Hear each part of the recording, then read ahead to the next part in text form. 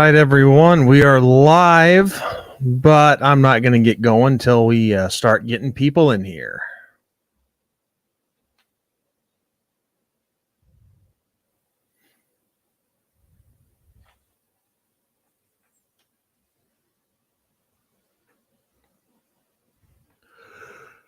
Oh.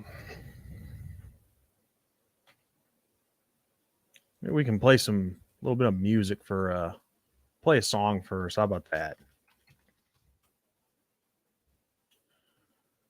$1 million question is what to play for this first song.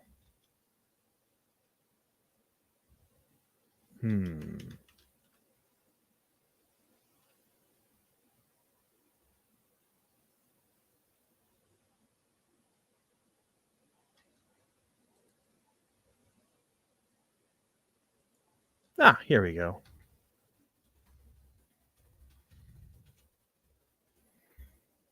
One off of AC/DC's newest album, Shot in the Dark. Once the ad stops playing. Yep, just one song till we get people in here.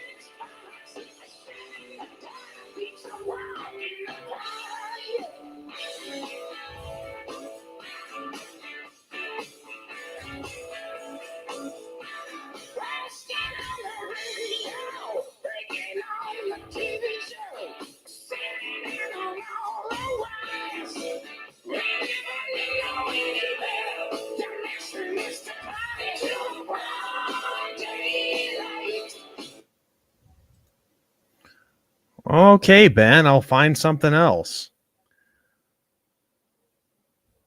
All right, I'll take the banner off my face here. I know, too bad, right? Make you guys suffer seeing this ugly mug.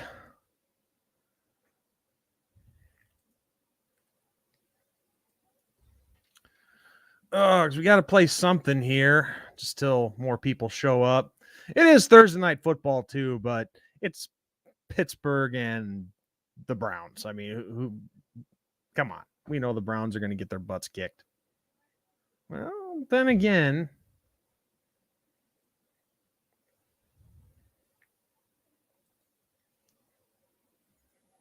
no, I just figured Ben's in the chat right now, everyone who might be watching.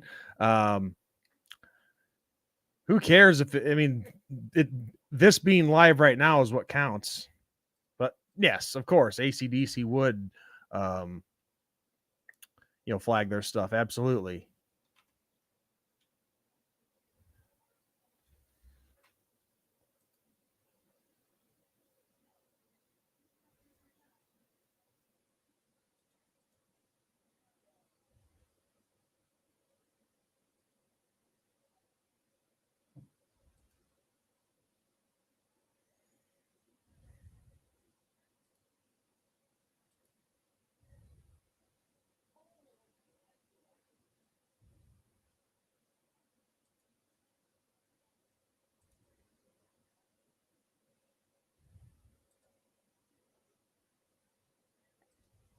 Okay, making a few adjustments here.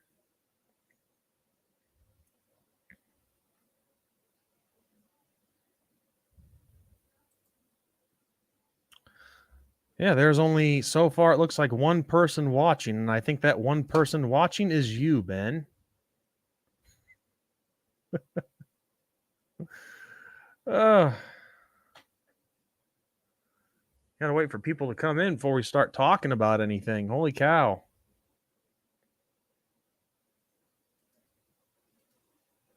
But in the meantime, let's hear a word from our sponsor. Hey, Vern, I see you brought the youngins in for a double dip of that Brahms ice cream. They're humongous, ain't they? And big, too. Let old Ernest help, okay? Now, let's see. Who got the vanilla? Who got the butter pecan? And who got the strawberry? And Vern, I bet you got the chocolate. Don't you want yours, Vern? Well, pay the lady. Oh, who doesn't love good old Ernest P. Worrell? Classic.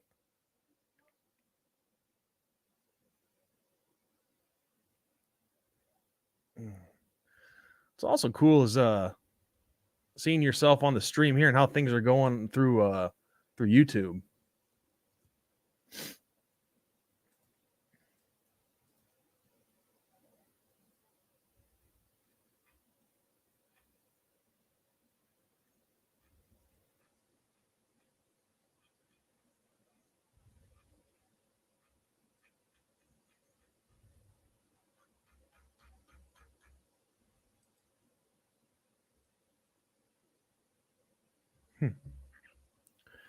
Well, whoever's all in here, let's make yourselves known, ask some questions.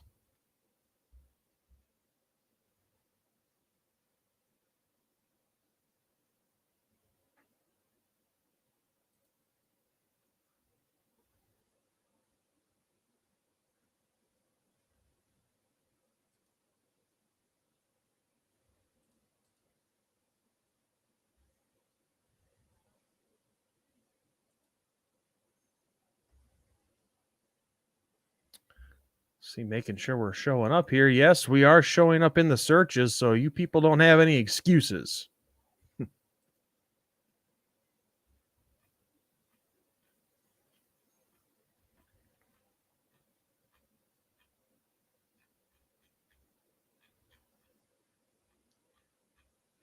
Let's see here.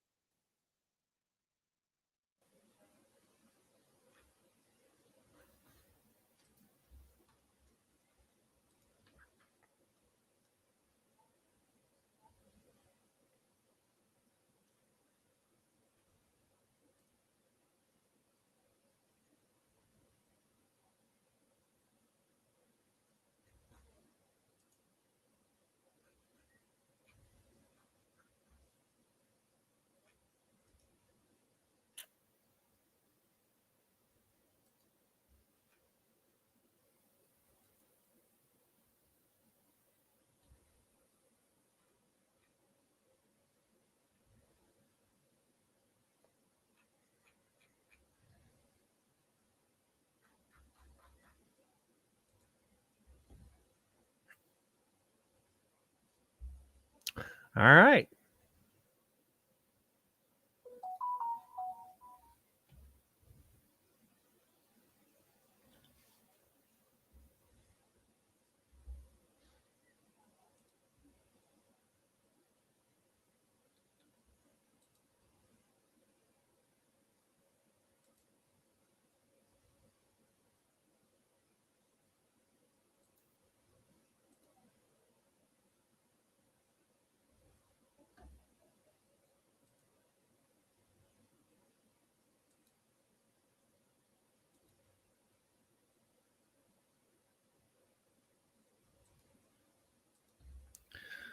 I gotta play something here. Somebody starts showing up.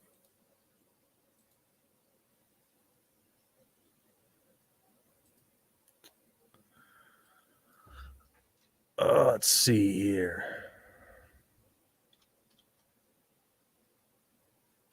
All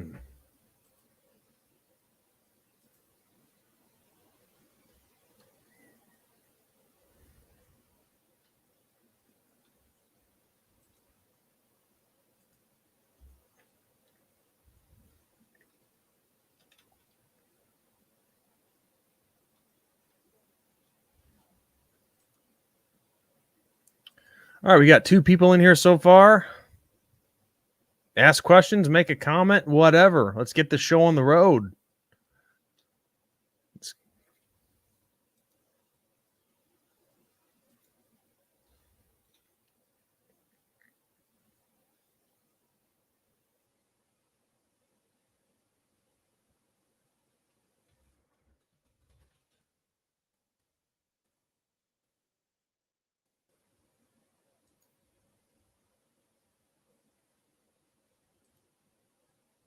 Here we go.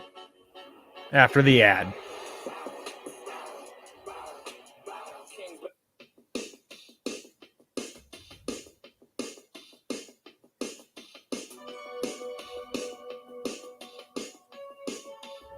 Little music till we can get some people in here. A little classic from the 80s. Take on Me by Aha.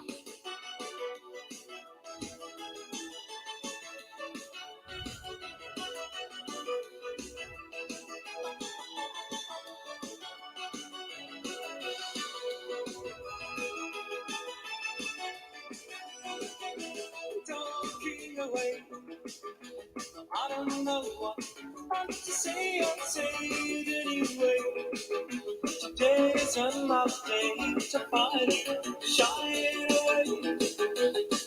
On the colors of the game, take on me, take on me, take me on, take on me, I'll be gone.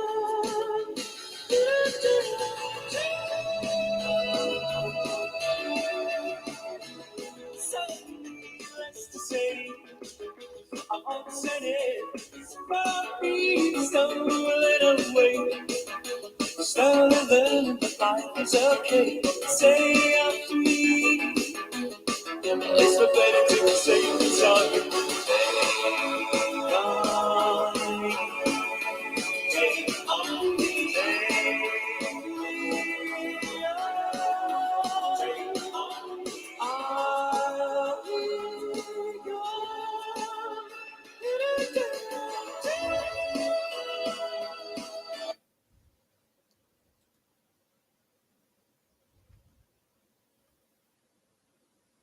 All right, a couple people are in here. About time. Nah, just messing. I know there's a lot of stuff going on Thursday night football. I don't know, other people might be going live too. Who knows? Besides, that was some good promotion for Global Executive Tours that our good buddy Irv Smith is associated with. Nice little travel package for next year in Ireland when Notre Dame plays Navy over there. And it is a golf package too. Mayhem Matthew Football. Is this the same one that whose show I was on? Well, you don't suck. Still 9 games yet to play there, dude. Score predictions for Saturday. What did I say? We just released our preview last night, and I'm trying to remember what I said. You know, let me go back. That do like to get up there based on how we're still kind of breaking in a first-time starting quarterback. Here's the audio right now. Well, if I don't pause it.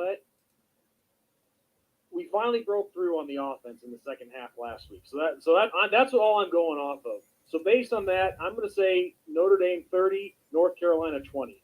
Okay, I said 30-20. I was going to say 30-17, but nope, that wouldn't have been accurate.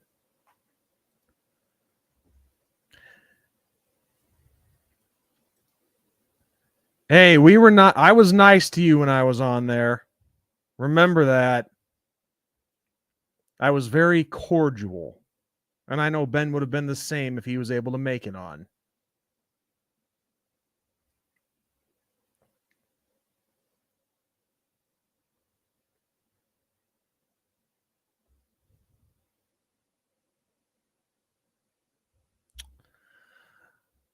No, 3 games in, you can't base an entire season off of 3 games. But yes, the Marshall loss was very embarrassing. I can't say that enough. I mean, they beat us. They beat us, but then they turn around and lose to Bowling Green. That's like just insult to injury right there.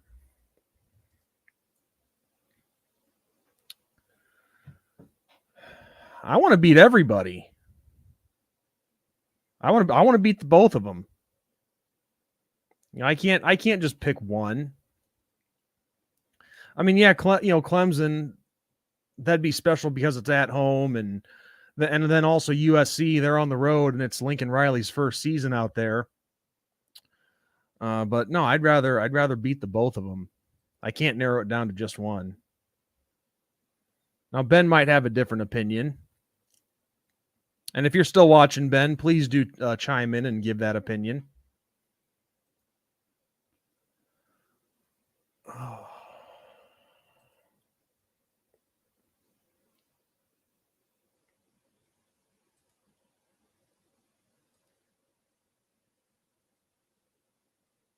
Exactly, Reggie. Exactly. Now, I never guarantee wins or anything like that, but I'm never going to pick us to lose.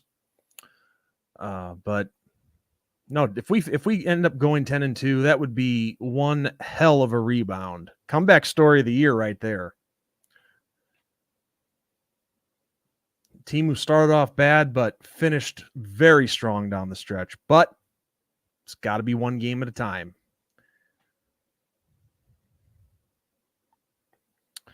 Yeah, I just saw that he had decommitted about literally like 20 minutes before sitting down to do this video, and I can understand it. I mean, if that was what it was about, was him wanting to be closer to home, okay, I get that, because even though these guys are freak athletes, they're still kids out of high school, and you know, they've never been away from home before unless they were a foreign exchange student somewhere or went to a boarding school. Then you've never lived away from home before. So I can understand him wanting to stay close to home. But as far as the position goes, I mean, yeah, the more offensive linemen, the better, and that leaves us with 4 in the 2023 class. And one of those remaining guys actually went to high school here in Moline, or is in high school here in Moline at Rock Island, I should say, but it's right next door, close enough. He goes to Rock Island Alleman, that Jagawash.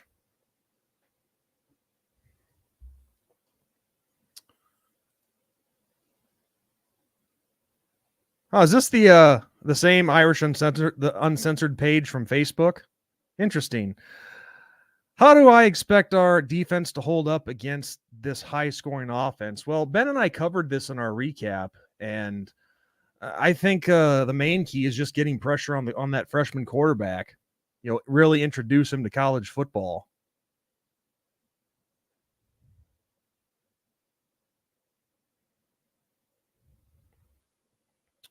But I got to be honest though, that what's that kid's name from North Carolina? Cameron May, I think, or what? Let me look up his name real quick.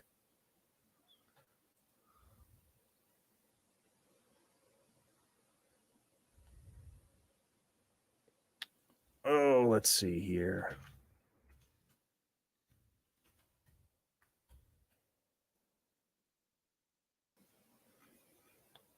When in doubt, look it up.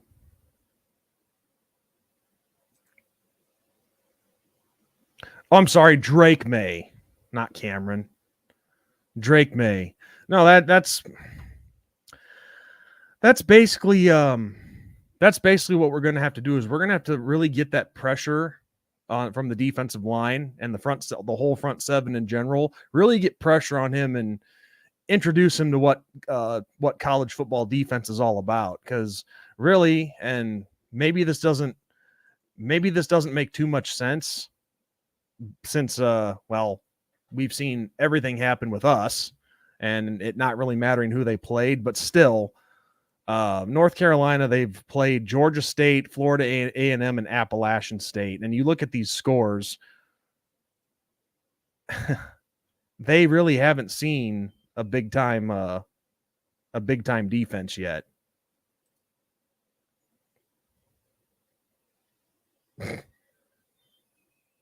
What the hell kind of name is that? Oh, geez. Oh, I don't like this. This isn't good news. This Ferris Bueller character. Uh-oh. I sense trouble.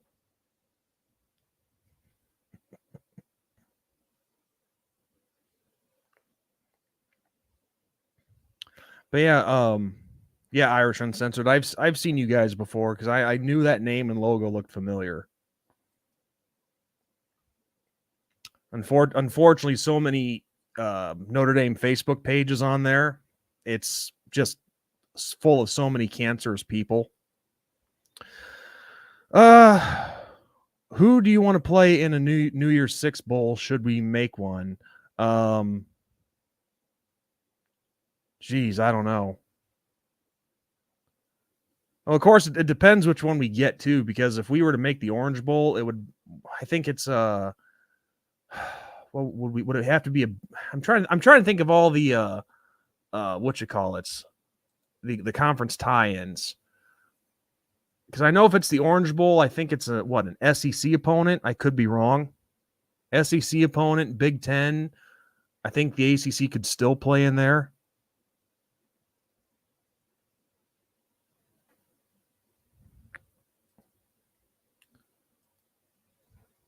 Yeah, salute.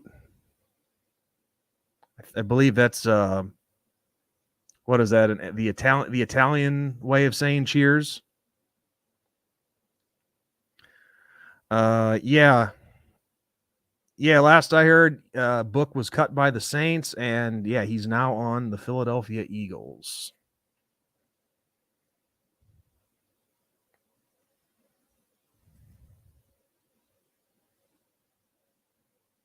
Oh, geez.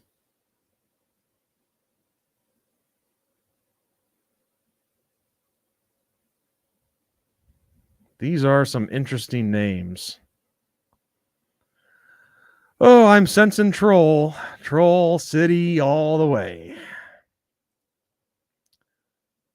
I might be way off, but I have a weird feeling we win out.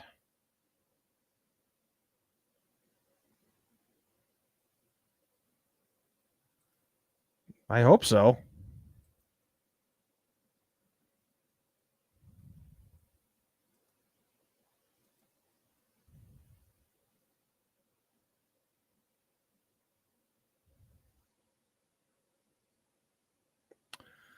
Another question. Did you hear about the possibility of the Notre Dame Michigan rivalry coming back? Yeah, I've heard it. I'd like to see something a little more official, though. Something more in writing than just rumors of it. Because they're always talking about stuff, but not all of it ends up actually happening.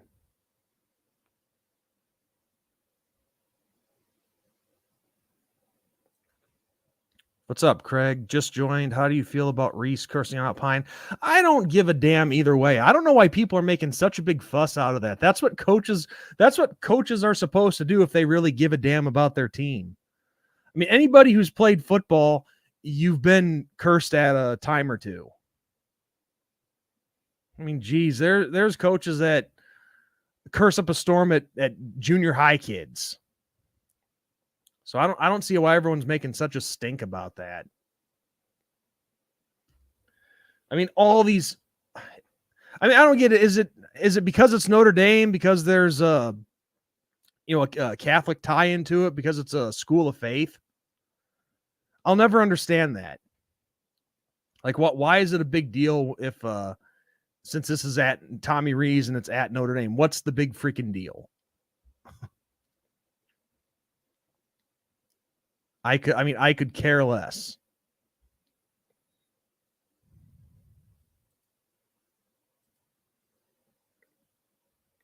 Let's see. Who knows? Michigan has an open spot. Okay, it's possible. Oops. Hey, here's Ben. Exactly.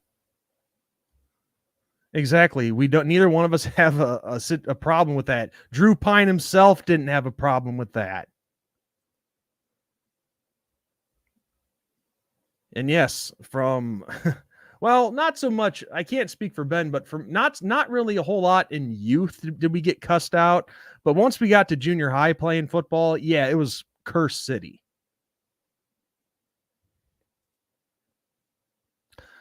I think it was good because Pine played a lot better. Yeah, in that second half, he did a hell of a lot better.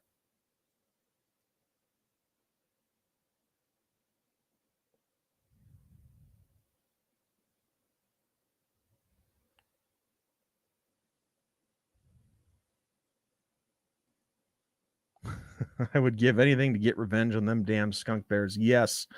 You and me both, Ben. That would be amazing.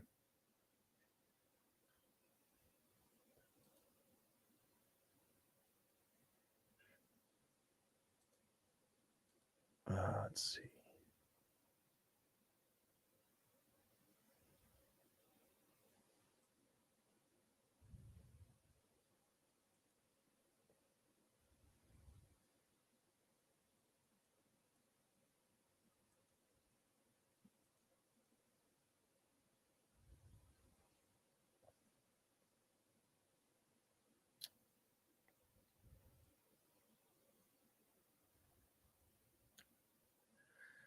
Yeah, somebody just asked how long will Mac Brown coach, and I agree with Ben here. Probably till death.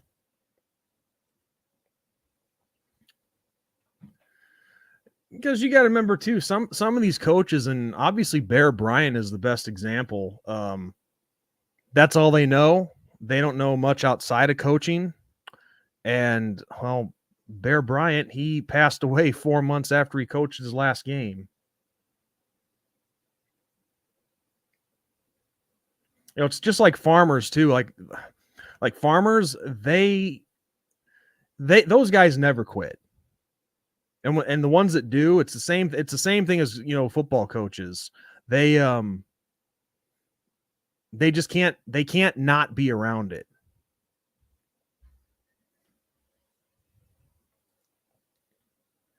What's up, Andrew?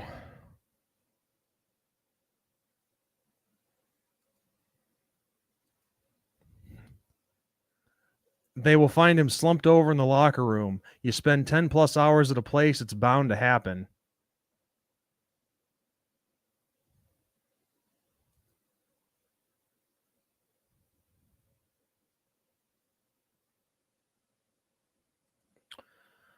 Saban, I guarantee, will die on the sidelines if he is allowed to.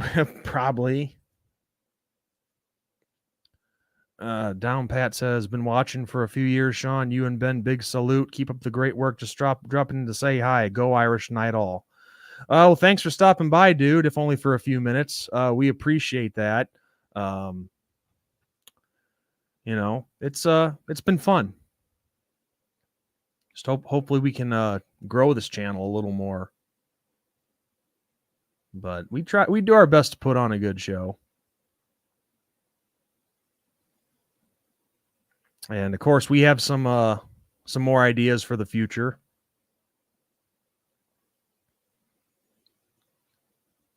See, that's the thing. Even if anybody who does a show, whether it's huge or just a small little ordeal like us, you never stop thinking things through. You know, and thinking of different ideas of what you could do. It sounded like Page decommitted because he wanted to be closer to home, because he lives in Arizona and he was wanting to stay out there. And from what I'm hearing, and it's not a guarantee, you know, people talk all the time, but it sounds like he now has his eye on USC.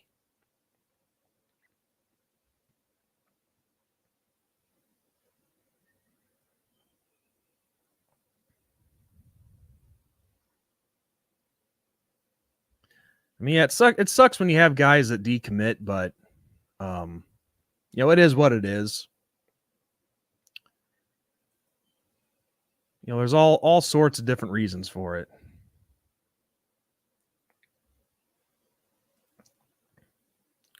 Drunk Vigo, welcome in. More decommits coming. Why? Why do you say that? Just because of how the season's been going?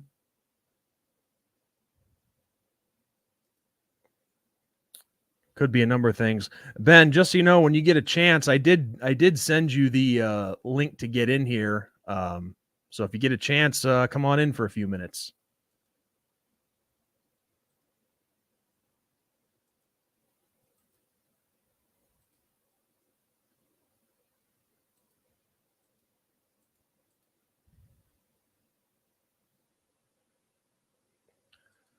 And just a quick timeout for a second, guys. I just gotta say again, this is just so cool being able to not only see the stream here on StreamYard, but to see like through YouTube on the YouTube studio part, the like the actual stats and whatnot. And also, it looks like there's about a 7-second delay between me talking here and then what I'm watching on the screen.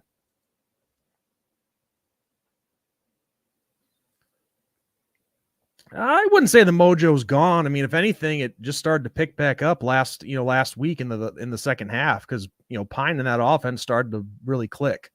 But of course, you're right. I mean, we have to build on that.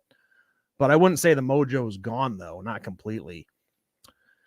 Andrew says Notre Dame is going to win against North Carolina. I actually watched a game between North Carolina and Georgia State Panthers live a few weeks ago. North Carolina's defense gave a point. Yeah, I actually mentioned that earlier. This is a Ben and I talked about that in our preview for this game. North Carolina through 3 games, it looks like they definitely have a very potent offense, and all the more impressive that it's a freshman quarterback that's doing it. But yeah, their defense based on the numbers, and I know it's played on the field, not on the stat sheet, but yeah, that defense is not good. Exactly. They put up points against the 106th and 73rd defenses and played an FCS school.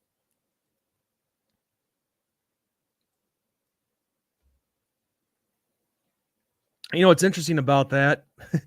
Up until just a few years ago, now I know Appalachian State, they've been at the FBS level a little longer, but not too long ago, those 3 opponents would all have been FCS opponents. Because there's been a little flurry of FCS teams making the jump, and the one FCS team that I'm looking forward to seeing make the jump, who knows when that's going to be, but North Dakota State, the Bison, I think they're going to jump to the FBS level eventually. So, I mean, we've seen them go on a streak of beating FBS teams. I'd like to see what they could do when they actually play a full FBS schedule, because they've been killing it in a FCS Division 1. Yes. Ben just mentioned it. Illinois State too. And then in regards to North Carolina, time to see what they can do against a real team. Of course, my only concern is I'm not concerned about us on defense, but as Ben and I pointed out in the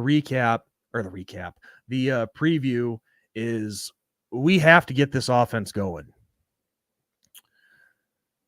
Now,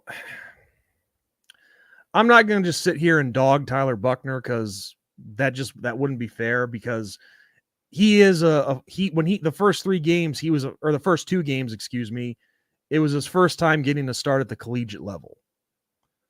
But no, through the first 2 games, the offense was non-existent, and we've got to change that. And you got to see more games out of Drew Pine, but at this point in time, I think in Drew Pine we have something to work with. Not saying he's going to be the next Joe Montana or Joe Theismann, Brady Quinn, whatever, but I think he's definitely a good enough quarterback to run an offense and put some points on the board and win games.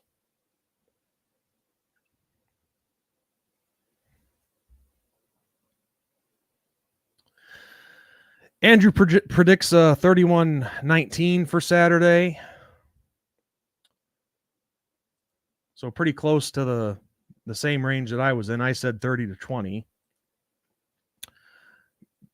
Craig asks, do you think we get a transfer quarterback? I was reading about that, and that's a tough call. Because I think Pine, I could be wrong on this, but I think he might still have another year of eligibility. Tyler Buckner, he has I believe 2 more years left. But the $1 million question after what transpired this year and how things went through 2 games, and you can't help but start speculation. Does he stay at Notre Dame or does he transfer out somewhere else to an offense that's more suitable for him? Which I don't even know if I should really be saying that, because the first 2 games it was new for everybody, new quarterback. Yeah. And I'll say this, Buckner, he's not exactly a pro-style quarterback. Which that's definitely what Drew Pine is. But no, as it stands right now, we got obviously Drew Pine is a starter. Buckner's hurt. Then you have Stephen Jelly, who's a true freshman right now. And then behind him is Ron Paulus's kid, Ronnie the Third. So I guess it's possible they could go to the transfer portal if they wanted to, but I think what you do now is you give Drew Pine that opportunity first and see how he does.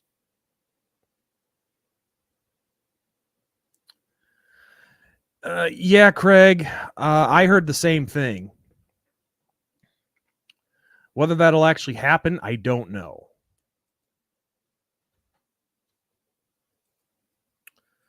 And now you got me curious, guys. I want to see how much eligibility Drew Pine has left. Let's see.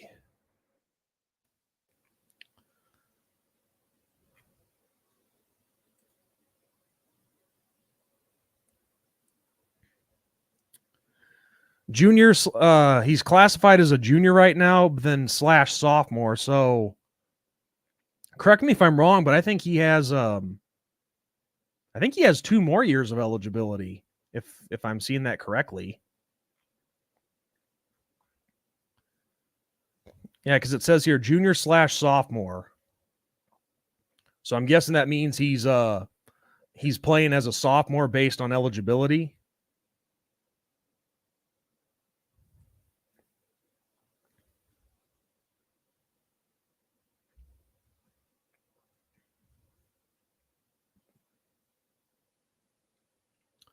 But no, I think you definitely need some more in that quarterback room. So I guess a transfer couldn't hurt.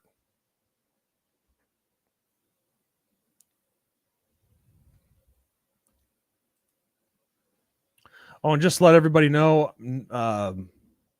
since Ben and I have started doing this live stream as part of our schedule, hour and a half, maybe 2 hours, since this is during the week. So that's probably how long I'll be on for.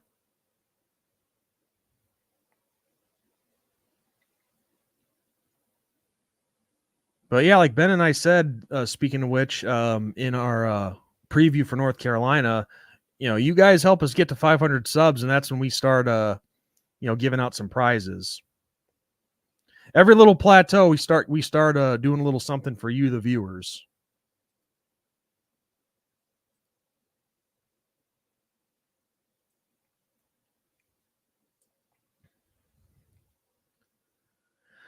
Also, if anybody else is interested in coming on, somebody legit that is, because we've had a few clowns here earlier.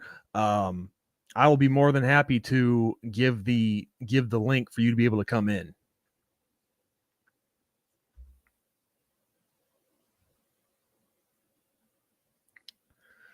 But no, just continuing on with conversation here. This game on Saturday is a lot bigger than what we think it is, and not just because it's North Carolina and it's a tough offense that we're going up against, but once you it doesn't even matter what sport it is. Once you get back to 500, you've got basically, I don't know if I'd say a clean slate, but you can somewhat to a degree hit the reset button and get things back on track. Because yeah, we're 1-2 right now, but we win on Saturday. We're back to 2-2, and we get a chance to focus on each one of those last 8 games and just relax, maybe not necessarily relax, but take things easy a little bit, like really evaluate where we're at and what we can do. But I think it was that Reggie guy who asked me earlier about what if we do go 10-2 and what kind of NY6 bowl we could get. I think it would definitely be the Orange Bowl, but who we would play, I don't know. It's way too early to tell at this point, and of course we have to get there first. We have to have that record. But speaking of the postseason, I'll tell you guys this much: it is going to get really interesting here in another I think the earliest they're going to try to start it is 2024, but when the playoffs expand to 12, that's when things are going to get really interesting. And I'll say this too, with a 12-team playoff coming up, nobody can really bitch about anything about getting left out because you have 12 spots. And I know that's of those 12 spots, 6 of them are at-large bids or wild cards, whatever you want to call them. So yeah, with I'm guessing the field would be the Power 5 conference champions, probably the best group of 6 team, or the best group of 6 or group of 5 power, or best group of 6 conference champion, and then the 6 wild cards.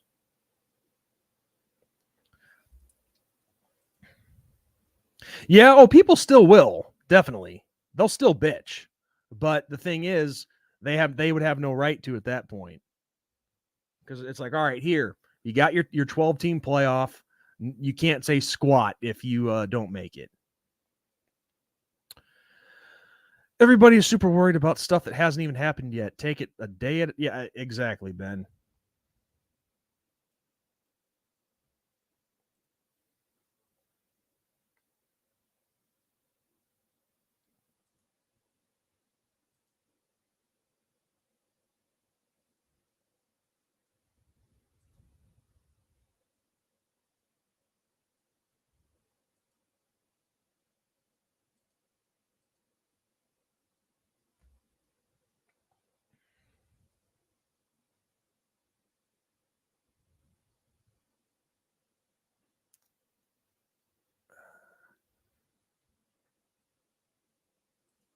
Let's see here. Sorry, guys. I'm just trying to check out a couple of things.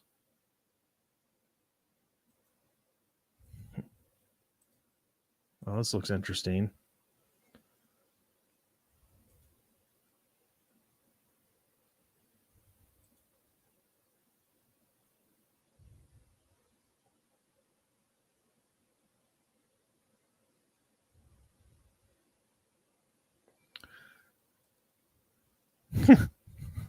Oh yeah, I just had to feature this one. I looked up. It showed that this idiot didn't see. Last week we had a couple people that subscribed just that night to be able to come on here and say stupid crap. This is I would guess that this is probably somebody from one of the Notre Dame Facebook groups, and there are just idiots I mean, a lot of those Facebook groups, those Notre Dame Facebook groups, that's where brain cells go to die. But there's some cool ones though. And you know what? You are getting put in timeout for that. Naughty, naughty. I think Pine will get much more comfortable and confident with this North Carolina game. Just like Ben said, we got to start fast paced and get a touchdown. Yeah. You've got to set the tone. You set the tone straight from the start, whether it be offense or defense. That's where it all starts. That's where you dictate things.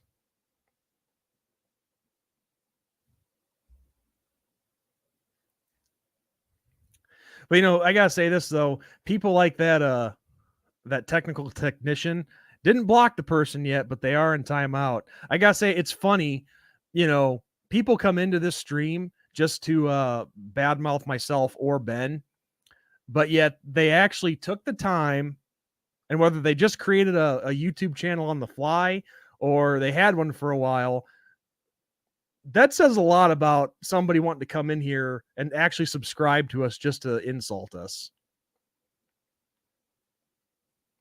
It's like my thought process was always like, well, if you don't like somebody, why are you even bothering with them? Just doesn't make any sense. Anyway.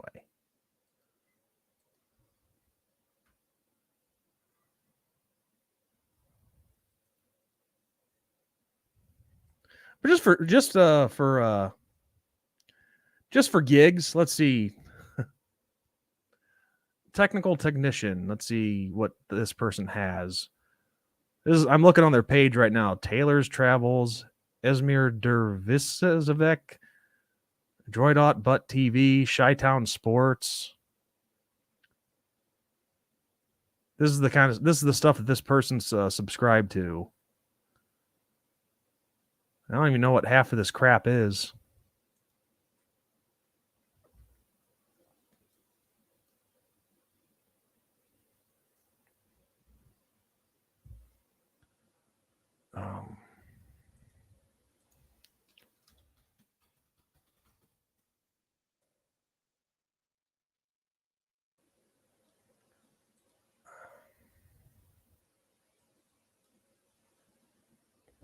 But yeah, going back to Drew Pine for Saturday, as Andrew said, yeah, he just has to get comfortable. Get comfortable, trust the guys around him, let them do their jobs. But at the same time, those guys have got to step up for him as well. And that includes Tommy Rees, the offensive coordinator. I mean, he's got to start doing his job. And I think through those first couple of games, and I'm pretty sure I said this last week too, it was just it wasn't all Tommy's fault and it wasn't all Tyler Buckner's fault. It was a combination of two things that weren't going well. But I do think Tommy has more responsibility though, because he's been coaching with the program for the past few years. I'm pretty sure he was the offensive coordinator back in 2020. I think that's when he started. So he's been the offensive coordinator for 2 years with this team, 3 games into this, and overall things have been at a standstill and even regressing a little bit. So it was a great start getting a win last week, but I wouldn't take him off the hot seat just yet. Oh, hang on. Field goals are not an option for this game. I agree. We need to find the end zone. The only time I want to see field goals is if it's an extra point or if we already have the game in hand. Yeah, why not? Yeah, let Pine take a few shots downfield. But at the same time, though, and this was one of the dumbest things ever, Ben and I on our Twitter page, we actually had somebody say that Drew Pine was the worst quarterback that ever started for us or ever played for us. And I swear to God, we have some fans in our fan base that just smoke way too much crack or whatever the hell they're on, opium or whatever. Because they were complaining that, a lot of Pine's passes were only 5 or 10 yard passes. Well, so what? If that's what works, if that's what helps you find the end zone, I'm all for it. Now, of course, I'm for quarterback development as well. But at the end of the day, it's about getting the W. And if a game plan like that helps you get the W, I'm fine with it. But no, Pine had aside from the first half and one drive in the first half, I'm sorry, with the exception of one good drive in the first half. I hate it when I can't talk. Overall, the first half was not good. We know that. Aside from that one touchdown drive. But the second half, he did very well. But the fact that these idiots say he's the worst quarterback that's ever start for us, let's see. And I have these stats down too. 17 of 23, 150 yards, 2 touchdowns. And that's the worst quarterback to ever start for us. I mean, yeah, I get it. People can go online and say whatever they want, but being stupid's another thing. And we have a lot of stupid people. I mean, the majority of the fan base is great, don't get me wrong, but we have a lot of stupid people in this fan base that stick out like a sore thumb. And how they can say the things that they do, just unbelievable. And a part of me really hopes that they're just drunk or something when they're typing this, or they're on something, but I don't think that's the case. I think you have people that actually believe the stuff that they type out.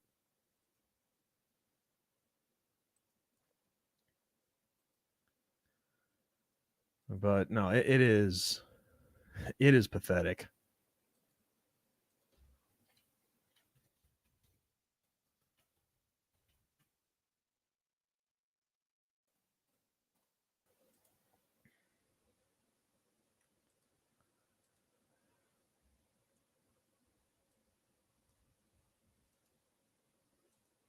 So yeah, guys, any questions or comments? Let's hear them.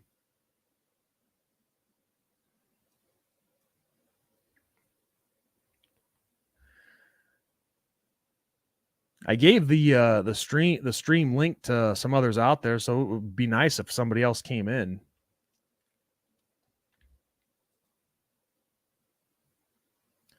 But like I said, any of you guys who want to come in and talk, just ask, and I'll put the stream or the link in.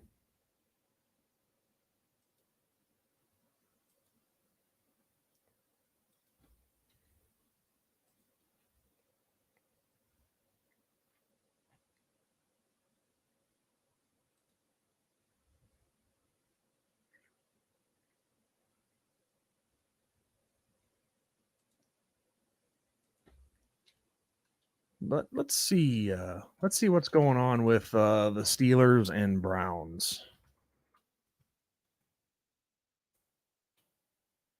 Okay, a better matchup than what I thought. It is tied 7-7 at the start of the second quarter.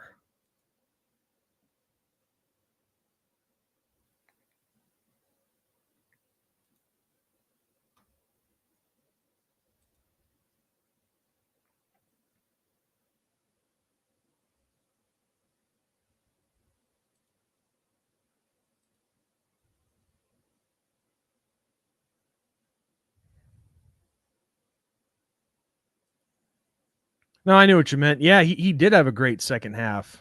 It was nice to see the town smartass is back.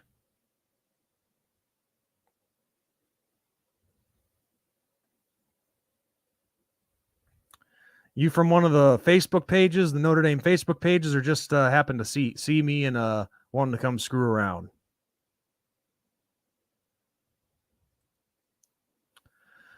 Yeah, Craig. I know Ben's with you on that one because Ben is a huge Dolphins fan, and yeah, all the crap that Miami fans have been giving Tua, boy, is he shutting them up.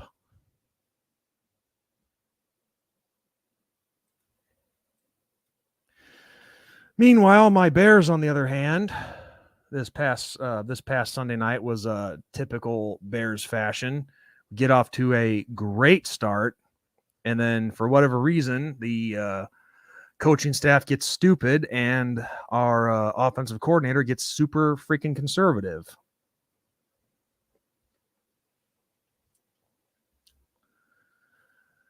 Oh, I swear to God, the McCaskies need to sell that team. But then again, you can't even necessarily blame the McCaskies either. I mean, the coaches are just as responsible. But I just don't get that. They had a great opening drive.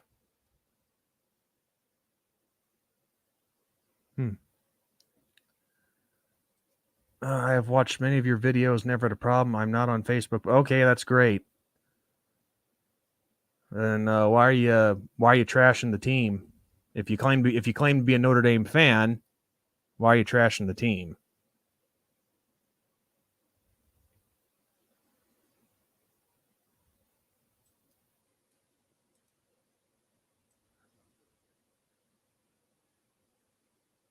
Let's see, where was it?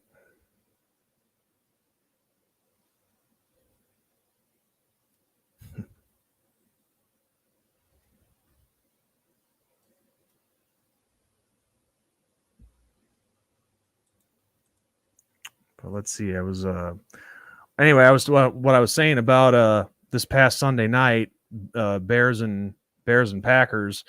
I just don't get that. You have an awesome drive for a touchdown on your first offensive possession. You know, you really get things going, but then you back away from it. I will never. I mean, I'm not a coach, but I will never get that. Why do you stop going with what has been working?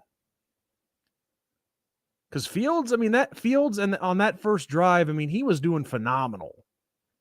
And then like the rest of the game until the fourth quarter, 3 and out, 3 and out, 3 and out, 3 and out, 3 and out. And then, okay, fourth quarter, we make a little bit of a surge, but it was too late by that point. I'll never understand that. Not just with the Bears franchise alone, but any franchise where the coaches do that. I don't get it.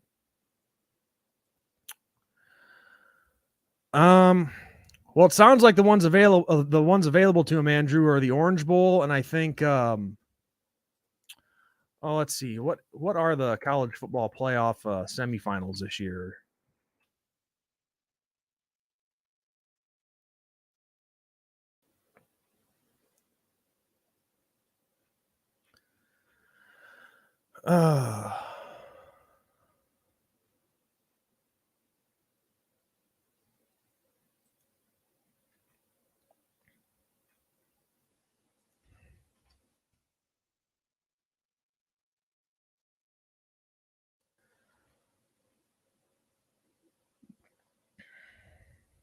Okay, the Peach and the Fiesta are the semifinals. But no, I know that Orange Bowl would definitely be an option. Because of course you have the Rose and Sugar; those are already locked up. You know, the Big Ten and the Big Ten and Pac-12 get the Rose Bowl. Sugar Bowl goes to the Big 12 and the SEC, and so that leaves the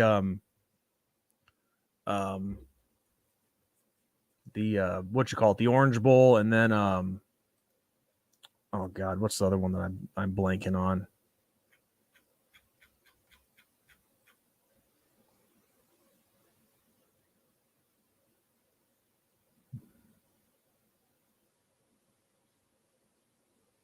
Cotton.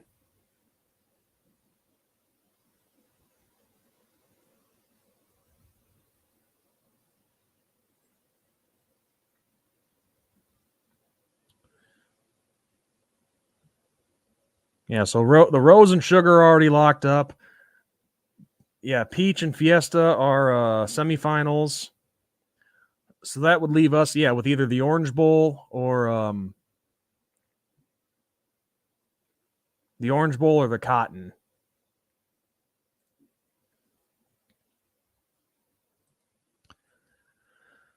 But just someone asked me earlier who I thought the opponent would be. I have no idea. It's still way too early to tell. Because I know the if they don't make, of course we know that the group of six, if they don't make the playoffs and they get a guaranteed spot in one of those two remaining NY6 bowls.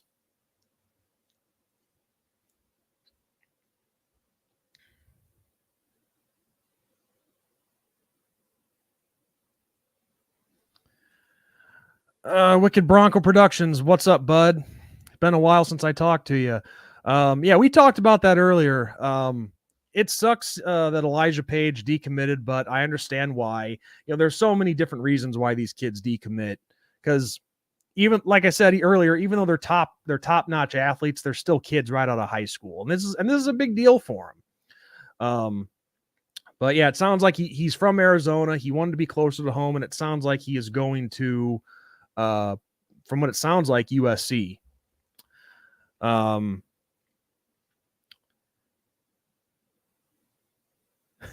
Well, it's true. One of the worst defenses in North Carolina, one of the worst offenses. Yeah, we talked about that earlier. I think our defense is going to be a wake-up call for North Carolina's offense. I mean, I'm not, to do what their quarterback has done, a freshman quarterback through 3 games despite the opponents, that is impressive. Not taking anything away from him. But obviously those 3 teams they played already don't have the same kind of defense that we do. Now our offense, yeah, through I would say 2.5 games, we have not been good. But that second half last week against Cal gave me some hope. And we have a quarterback that I think we can do something with that fits into I think they can get a system that fits Drew Pine. So, but it was last week was his first start, and people got to remember that it was his first ever collegiate start. And so now I think what's really going to help is he's now had that experience. He can, take a breath, calm down, and take it from there.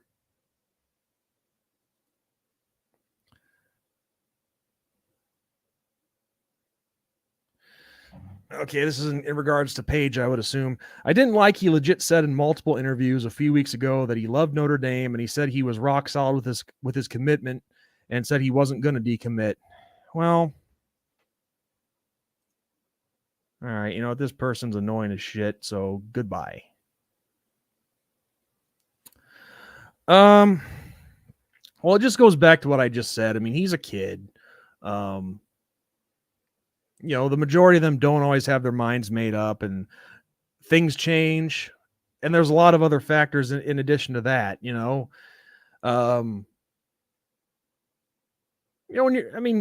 he's still in high school now, but when he goes away to college, I mean, that's a big change in your life for anybody, athlete or not.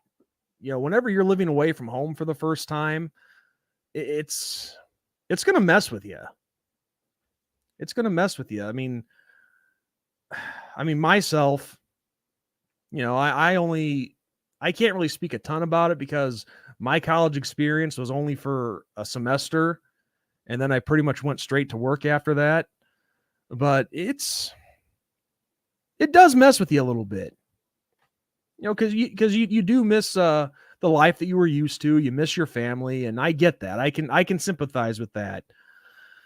But that's why when it comes to these recruits, I don't get excited about them 100% until they sign on that dotted line and they're at the university, whether that be early enrollment or they sign on National Signing Day. But no, I don't hold nothing against the kid. Now, if he was an adult, that'd be a different scenario. But he's a kid, so people have to go easy on him. Andrew says, I just want Coach Freeman to get a good bowl game as the head coach for the Notre Dame football program. Well, yeah, of course. I want us to get to a good bowl game too. Because of course, whenever it has happened in the past, and we've ended up playing in the whatever.com bowl, all these smaller ones that I talk about all the time, you guys know it's coming with the, when I start talking about this, I talk about the whole name thing. But I've always watched us when we've had a down year and we go 6-6 or whatever, and we play in one of these small bowl games that just suck.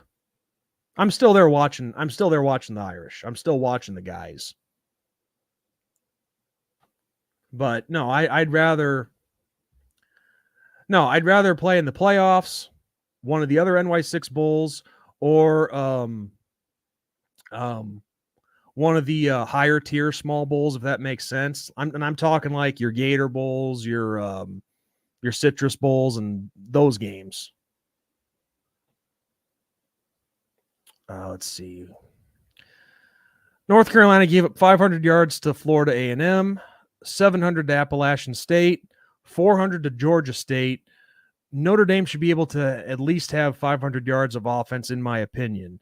I think our defense shuts down Drake May. Ohio State had 21. Good point. I'd like to think we can do that, but of course it all goes back to how Drew Pine has developed this week. And if, Tommy Rees has started doing his job and making the adjustments, then I think we'll be fine. But of course we got to, Drew needs more experience to get going. And last week was a good start. Oh, goody. Look who's back. We'll have a deer in headlights. Elaborate a little more. And that's not me being a smart ass dude. I just need to know more of what you're talking about.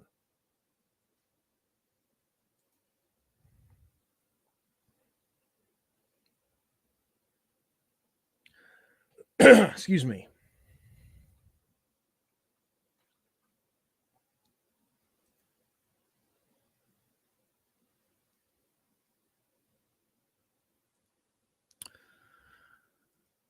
Also, Sean, I know no, you're good, dude. You're good. The more comments we have, the better. As long as they're, not from smart asses that we've seen show up already. But anyway, it's just been a while since we talked ball. But I've heard rumors from credible sources, quote, that there would be mutual interest from Notre Dame and JT Daniels.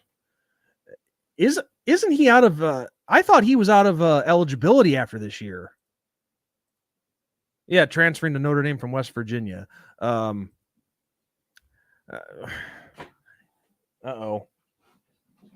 Hang on, guys. Cat's going crazy.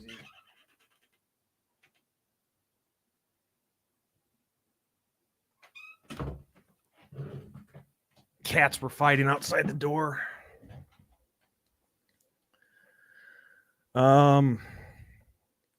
Yeah, let's see. JT Daniels, if he does have eligibility left and he came to us from West Virginia, that would be what? Let's see. USC, Georgia, West Virginia, and we would be his fourth team. That's crazy. Yeah, I don't know. I mean, I guess he would be a good quarterback to have as a backup. But I don't know. We'd have to see how the rest of the season goes. Now, if Pine performs and he does great, then that's your man right there. Also, as I got to put Craig's comment up here, I have a feeling Buckner transfers, so we either get a kid to commit to us, or we hit the transfer portal and get a couple of kids. Yeah, Craig beat me to the punch on that one. It just depends what happens with Buckner if he decides to transfer elsewhere. So yeah, I mean, if Buckner were to transfer, I mean that would leave Pine and Jelly and Ron Paulus.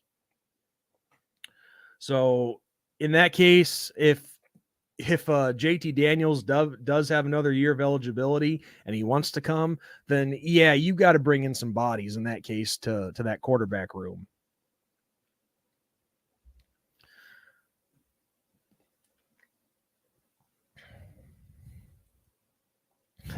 Imagine the storylines. JT Daniels from USC to Notre Dame, and he takes on USC. I think it would be amazing if we get JT and CJ Carr reclassified, and if we get JT and CJ Carr reclassifies to the 2023 class, which Carr seems like he will do. That'd be nice.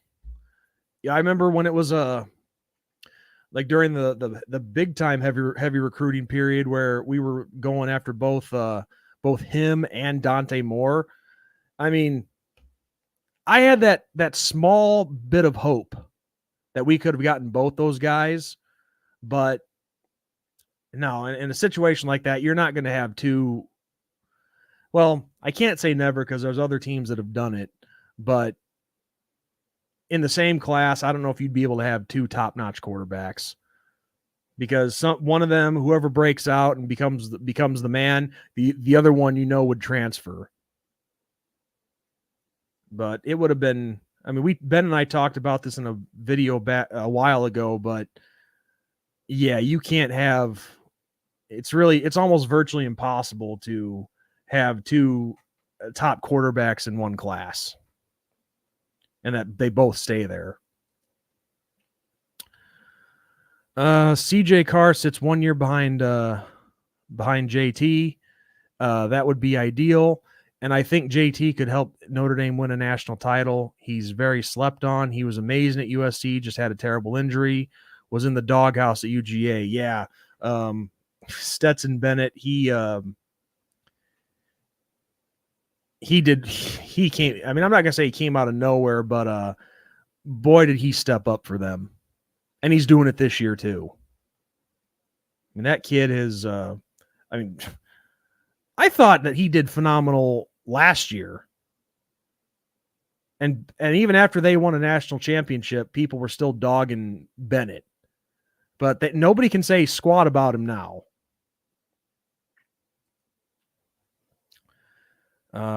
No help at West Virginia. I just think JT would be a good guy to sit behind Pine, and Pine and Buckner would probably transfer, and Jelly would still be there. I mean, I guess that's definitely one direction it could go. But like I said, depending on how Pine does, I mean, if he performs, then he becomes your man.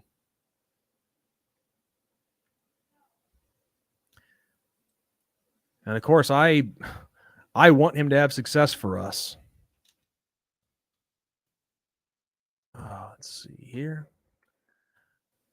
Always checking the notifications too. See what's going on with okay.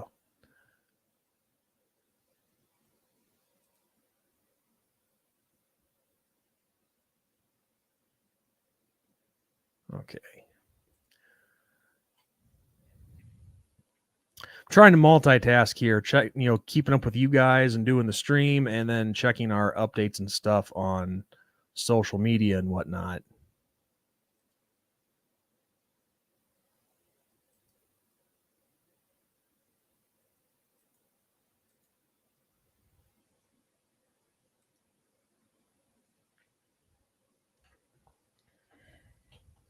So just a little opinion poll while it's on the top of my mind.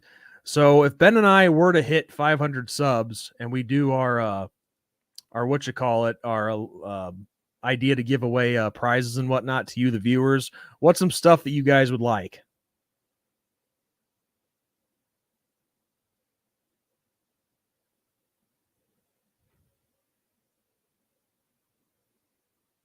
Let's see. Also wanted to say, man, I got to get you on my podcast for the Clemson or USC game if you're down. You're really knowledgeable and not toxic and negative like half our fan base is. Well, for starters, it seems like half, but actually the majority of our fan base are great and they're loyal to the team, and they actually support them. But yeah, you're right. The negative is sticking out like a sore thumb. Yeah, man.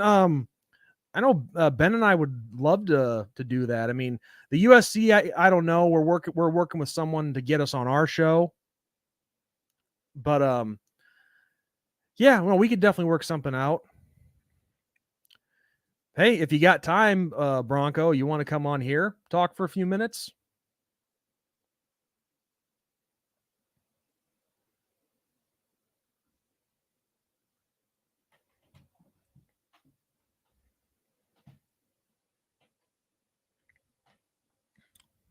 But going back to what I was saying before reading that, yeah, if all of you that are on here right now, give us some ideas of what you'd like for prizes if Ben and I hit 500 subs.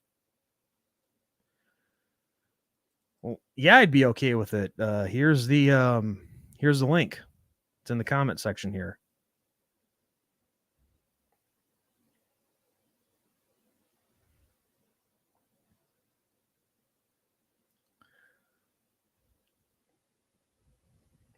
Was hoping Ben could drop in for a few minutes, but I can understand like when you're working, it gets a little tough.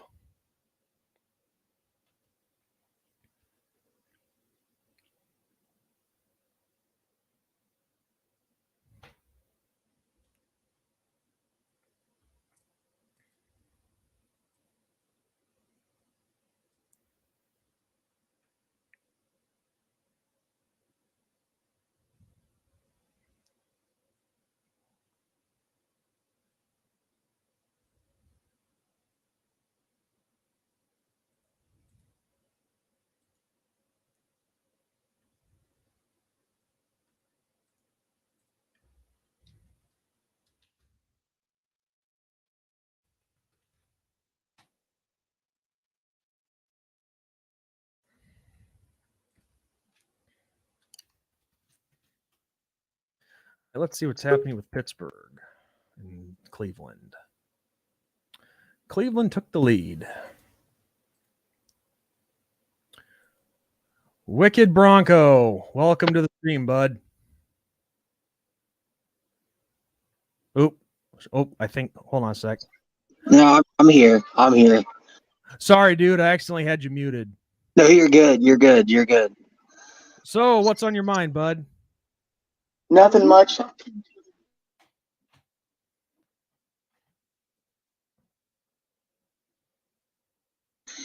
Nothing much. Yeah, I'm here, man. Sorry, man. I got my kid in the background, so Yeah, I understand. I have a couple cats, so so shoot. What's on your mind? nothing much. Just thought I'd pop in. I haven't. I've been, busy. Me and my guys, we got our own podcast going, so we've been busy. Football season, doing stuff for the show, and I do a lot of edits and stuff too. So it's been busy. If I'm not, and then moving and everything. So if I'm not unpacking boxes, I'm doing videos and working on the podcast. So it's been a lot. Oh, I know how that goes. In the time that myself personally that I've been doing YouTube, I've moved like 3 or 4 times. So it does take up a lot of your time. So I know where you're coming from on that. Yeah, it's definitely a lot of work, but I mean, it's worth it. I mean, we've only had the channel up for a couple months, and we're already up to 60 subs. So I mean, it's not a lot, but it's still somewhere. No, you should be proud of that. I mean, that's 60 people that are taking the time to watch you, and it's the same with Ben and I. We thank all of you guys for watching us, and we're about to 500 in 2 years. So it's awesome. It's a cool feeling. Yeah, it definitely is. I mean, in some of my highlight videos, especially my Notre Dame one, I mean, I did like a pump up video for one team from every conference, and then one for Notre Dame, Virginia Tech, Oregon, and Southern Miss, because that's the fans we have on our show. And just the amount of support, like my Notre Dame video blew up to 3,000 views. The Oregon one is at 2,000 right now. The Virginia Tech has 3.2. So, I mean, it's been helping. But like I said, it's a grind, but I appreciate it. I mean, we've already had some pretty good guests on. We had a guy from Southern Miss come on, a football player over there. We've had Harris Highlight Show. I don't know if you know too much about them, but they're the #1, I believe, college football podcast on YouTube right now. It rings a bell. Yeah. So, I mean, we're getting guys on. I've been trying to get some, guys that are trying to grow with me, to kind of grow together instead of, like going our own separate ways. So, but it's definitely been a pleasure. And I love doing it. I mean, I went to school for it, and I just graduated last year. So this is my life, and figured if I'm going to talk crap about football, why not do it for a show? There you go. There you go. Get some talks, be able to talk some crap and make a little money off of it, possibly. Yeah, I tell you what, I get a bunch of crap from my buddies. They're a Virginia Tech fan and Oregon fan. And that's who I started my podcast with. And I tell you what, anytime Notre Dame loses, it's not fun in the group chat for the show. No, it's not. It's not. No, it's a pain in the butt. And as you, I think it was you who said it in a comment just not too long ago that, it's worse when a lot of those negative comments are coming from your own fans. Oh yeah, I was actually in a Notre Dame fan group chat with Always Irish and all those other guys that are Notre Dame creators, and I was in there and I was just talking, about it started with the Ohio State game, and I was sitting there and I'm just like, hey guys, we're not expected to win this game. I just want us to be competitive. I wasn't going in there saying, we're going to lose, but I'm saying I hope we win, but I just want us to be competitive. I want the story to change, that Notre Dame doesn't go into a big game and loses the game before they even take field. That was the Brian Kelly way. We would play Alabama. You look in the guys' faces when they're warming up, and it's like they already lost the game before they even took the field. So it was nice to see that, but then you had the other people, trashing all over Tommy Rees for the game plan, which I understand the game plan because you're not going to win a track meet with Ohio State. I agree with the sentiment about we were too conservative, but I mean, I got called an idiot and that I didn't know football just because I disagreed with people in the group chat, our own fans. And then it turned into we lost to Marshall, and I was, saying that, what, like, because the guy, some of the people in the group chat were going after these kids like on Twitter, and we're sending screenshots of it, and I'm like, dude, I'm a 22-year-old, and I wouldn't appreciate that. I know these kids are 18 to 22-year-olds, and they're not going to appreciate that. And think about what recruits see when they see you going after your own team's players, and you're sending death threats or calling them idiots. You think recruits are going to want to come play for that fan base? If you've been listening to us as long as you say you have, then you know that I've said those same kind of things many, many times before. Mm-hmm. And maybe not exactly for the reasons that you're talking about, but in addition to it, you've heard me talk about how some of our fan base has been acting towards this team, actually complaining when we do make the playoffs, letting the stadium get taken over when a big game comes to town. What else was there? Oh yeah, fans in South Bend taking out an article in the South Bend Tribune calling the program a disgrace.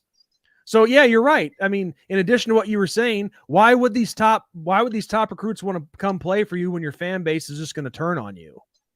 Yeah, I mean, it's 2 games, and I understand the whole no Notre Dame coach has started their career 0-3. I understand that. I get that. The losses that we've taken, specifically the Marshall one, unacceptable. Any fan will say that about any fan base you go to. Where you separate the toxic fans from the real fans of this team is the fans that automatically are already quitting on the team, already saying Marcus Freeman and the whole coaching staff needs to be fired, already saying, well, we want BK back. I mean, it's like this. It's 2 games. And people got to understand, and I've been saying this because I had a lot of Notre Dame fans say, oh, we're going to make the playoff this year, and I said, that would be great. 11-1, that'd be great. I said, but you got to realize this guy has never been a head coach before. It's not like he's been a head coach before. There's going to be some growing pains. That's fair. That's a fair assessment. I mean, I've been saying all year, I think 10-2 was a good number and a New Year's Six Bowl. I don't think there's anything wrong with that for, you lose a coach like Brian Kelly. We can say what we want about him. He did win a lot of games. I didn't like him personally just because of the person he was and how just the personality. He just didn't seem like a Notre Dame fit. Oh, I can tell you from firsthand experience. Well, not my own, but I've kept this quiet because I don't want my anybody from my family to have to suffer because of my conflicts on YouTube with other people and whatnot. But I have a relative who worked at Notre Dame for I mean, he got his bachelor's there, and he got his medical at USC, ironically. But my uncle worked there for almost 30 years directly with the football team. And he's worked with all the coaches since from Lou Holtz to Brian Kelly. Mhm. And some of the stories I've heard are pretty damn interesting. But no, he told us at the last family reunion that Brian Kelly was the biggest dickhead of a head coach that he had ever met. Yeah. I mean, so I live like probably a couple hours from South Bend. So I don't get to go to a game too often or get to go on campus too often. I live in the Illinois area. So that's where I live Ben and I both live in Illinois. yeah, I used to live in Kankakee, Illinois. So I live near Peoria, Illinois. But I know Peoria. I still have a couple friends who live there.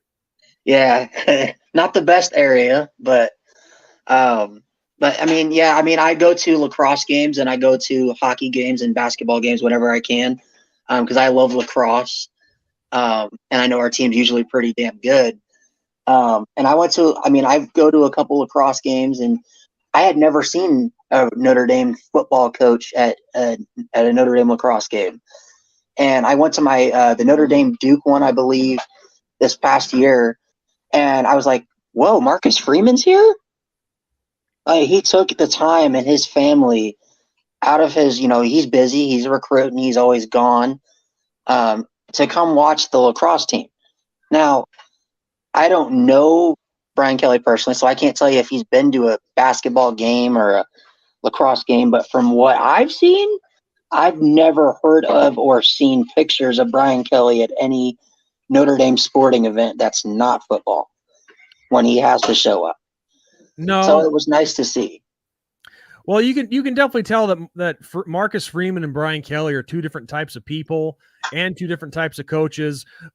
Freeman is definitely more of that player's coach, and Kelly was more of a disciplinarian. And he always gave that demeanor like he was a hard guy to come talk to if he had an issue or something. But Freeman, he's a complete opposite. He gives the impression that, hey, you can come to me if there's an issue. You can talk to me. I'm here for you.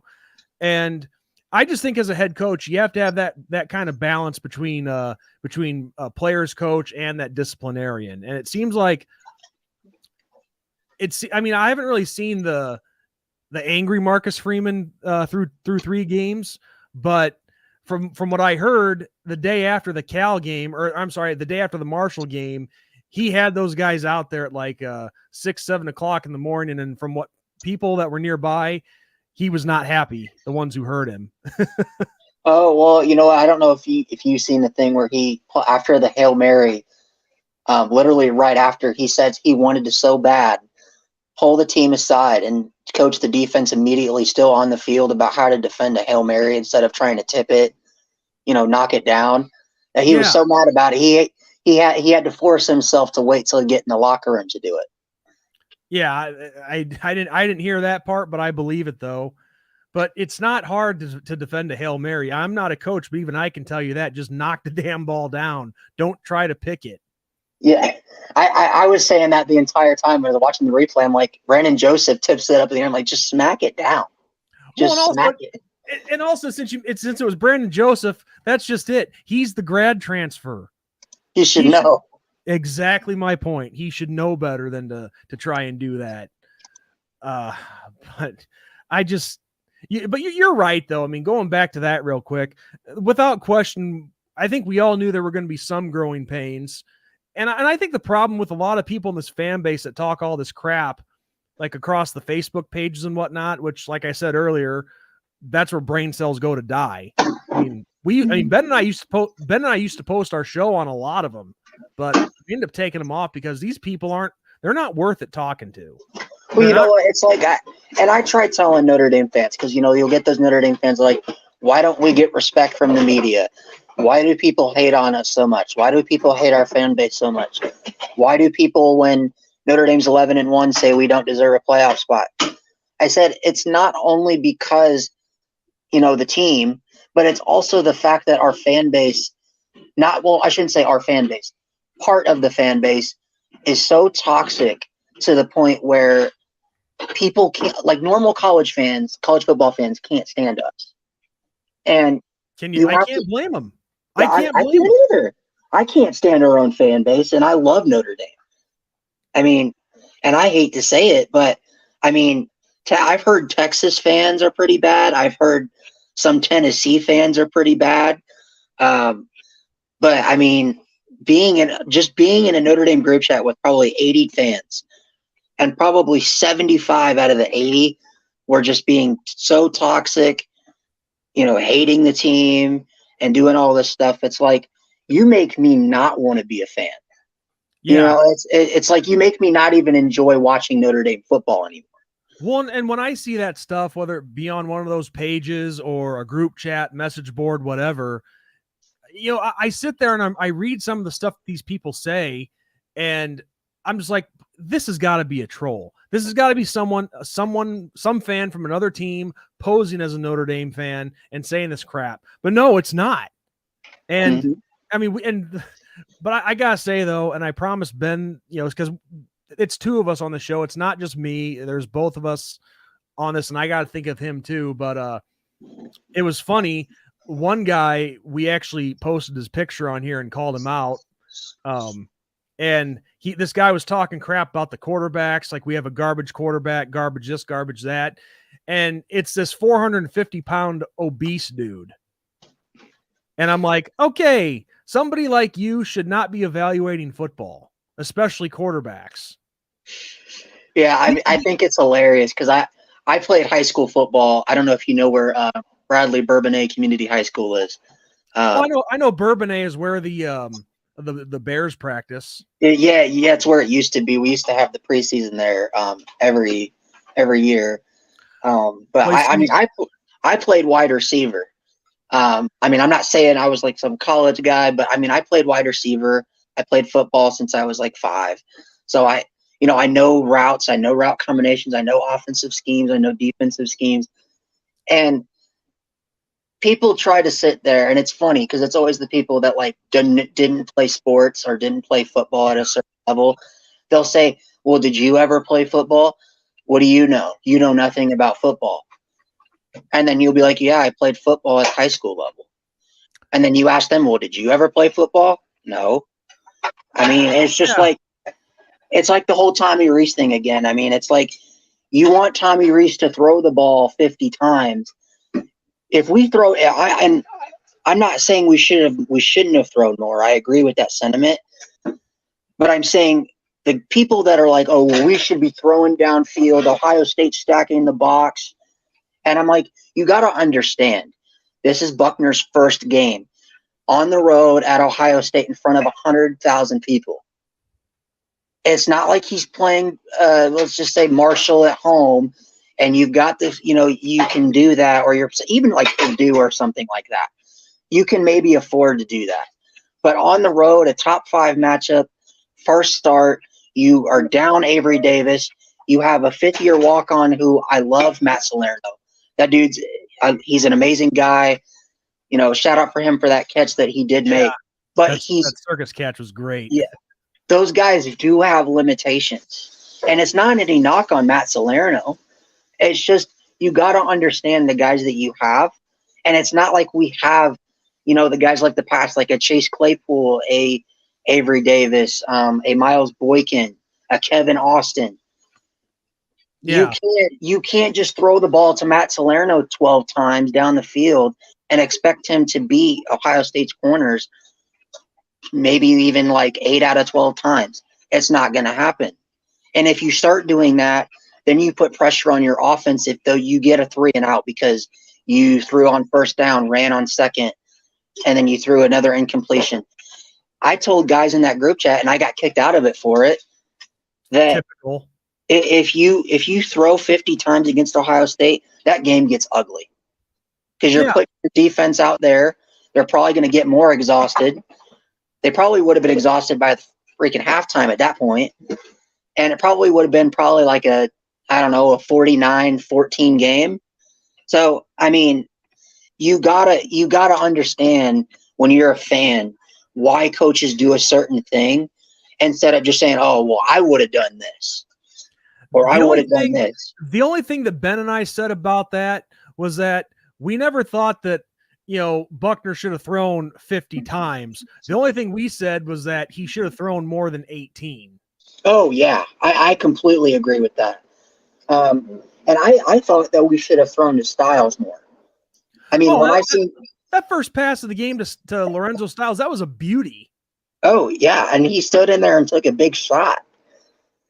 Which it's like I kind of was confused because I seen that. And I'm like, the first play, I'm like, oh, my God, we're down in Ohio State's red zone the first play of the game. You got to go right back to Styles, right? And then we run the ball 3 times. That's where I was kind of like, you hit a big play at Ohio State, you're in the red zone, and they don't think you can throw. That's where you throw at them again. Yeah, you just showed that you can make some big plays in that kind of environment. Mm-hmm. It got my hopes up when I saw it. I'm like, did you? I mean, you were watching the game. Did you hear how quiet the Ohio State fans got after that play?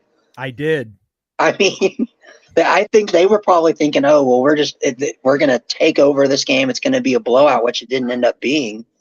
But, I mean, you had them where you wanted them on the first drive of the game. Say Notre Dame scores a touchdown there. That's a big tone setter. Big tone setter. Yes, absolutely. A field goal is also a tone setter, but it's not. I mean, like I said, I played football. You score a field goal on a long drive, and you're in the red zone. It feels good you got 3 points. But though for the offense, at least, you should have done more. You should have ended 7. So, but I just sometimes it's like I grew up not understanding why other fans dislike our fans so much. Now I've kind of understood it. I understand why, and I actually start to get credit from other fans when I'm not toxic and I'm not delusional like some of our fan base is. Well, it's just, the thing is, dude, it's just like coming into the Ohio State game when people in our fan base are already writing the game off as a loss before it's even played. It's like, okay, I get it. It's this is a tough environment. It's prime time Saturday night, like you said, 100,000 fans watching. It's not going to be easy. We all knew it wasn't going to be easy. But I just hate it when people just automatically write this game off as a loss before it's I can't stand it. It's like I love Marcus Freeman, and I'll say this right now. He's going to be the one to get Notre Dame a national title. I mean, I have full faith and confidence in him.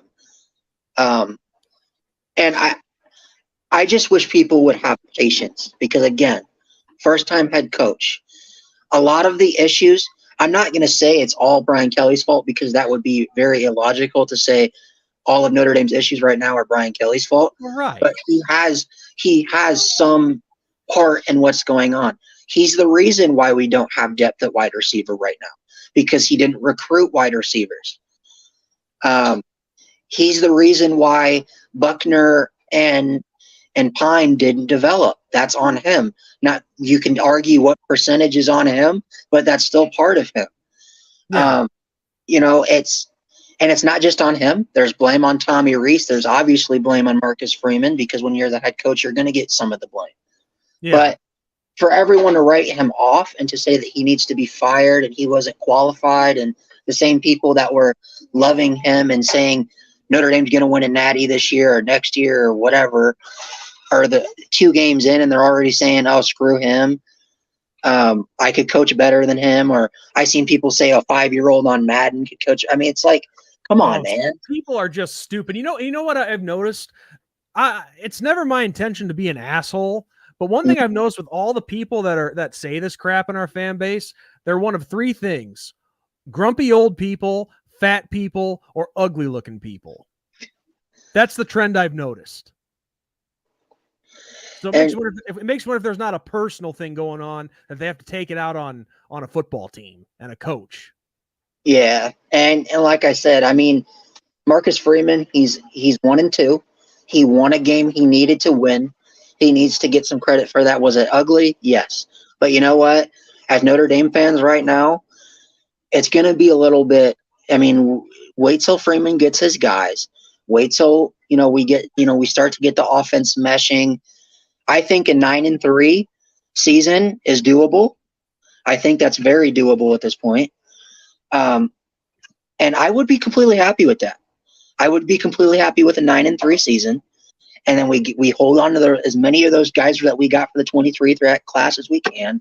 Hope that CJ Carr reclassifies. Go from there. But I don't like that people are already writing him off. And I'll say kind of what Always Irish says on his stuff. When stuff gets tough, and you're the fan that writes off Notre Dame right now when we're sitting at 0-2 after the Marshall loss, don't come back. You can do that. That's fine. You can be one of those fans that comes and goes when things get good and tough. I heard him say that. But, I love that. Yep. But when Marcus Freeman wins a natty in a few years and wins Notre Dame's first playoff game, and we're beating Clemson and Alabama and Ohio State, Georgia, these top-tier programs, don't come back and act like you supported this team through the tough times. Yeah, because that's what makes you a real fan. And what the best thing about being a fan is going through the tough times. And then when it comes to fruition, you finally win something. Go ask Cubs fans. I mean, I'm a Cardinals fan, and I have a lot of friends that are Cubs fans, so I understand. So that's like Ben and I. I'm a Cubs fan. He's a Cardinal fan. I don't know if you've ever heard us mention that, but we get it. We definitely get it. But yeah, I that's a lot of the stuff that I've said. The same that you're saying right now is if you hate this team so much, if they make you miserable, get off the damn bandwagon. We don't want you here. We don't want you on the bandwagon. And I don't know if you've seen the movie Major League 2, but it's just like Randy Quaid's character in that movie. When he starts off loving the Indians, loving the Cleveland Indians. Then they start to suck. He's trashing them all the time. But then when they make the playoffs, or they end up winning the pennant to go to the World Series, he's all loving them all over again. I mean, I cannot stand those kind of people. It's just, which side of the fence are you on? You have to choose. See, and that's why I'm glad I'm a Broncos fan, because we've dealt with pain and misery ever since Peyton Manning retired. But you know what? Broncos fans are some of the coolest and nicest fans you will ever meet. We've sucked. We've realized we've sucked. We finally have Russell Wilson, and guess what? You know what? It feels good to actually win, and I hope it comes to fruition. Hopefully we can make a playoff push, but it's just times like that. It makes it so much worth it to be a fan.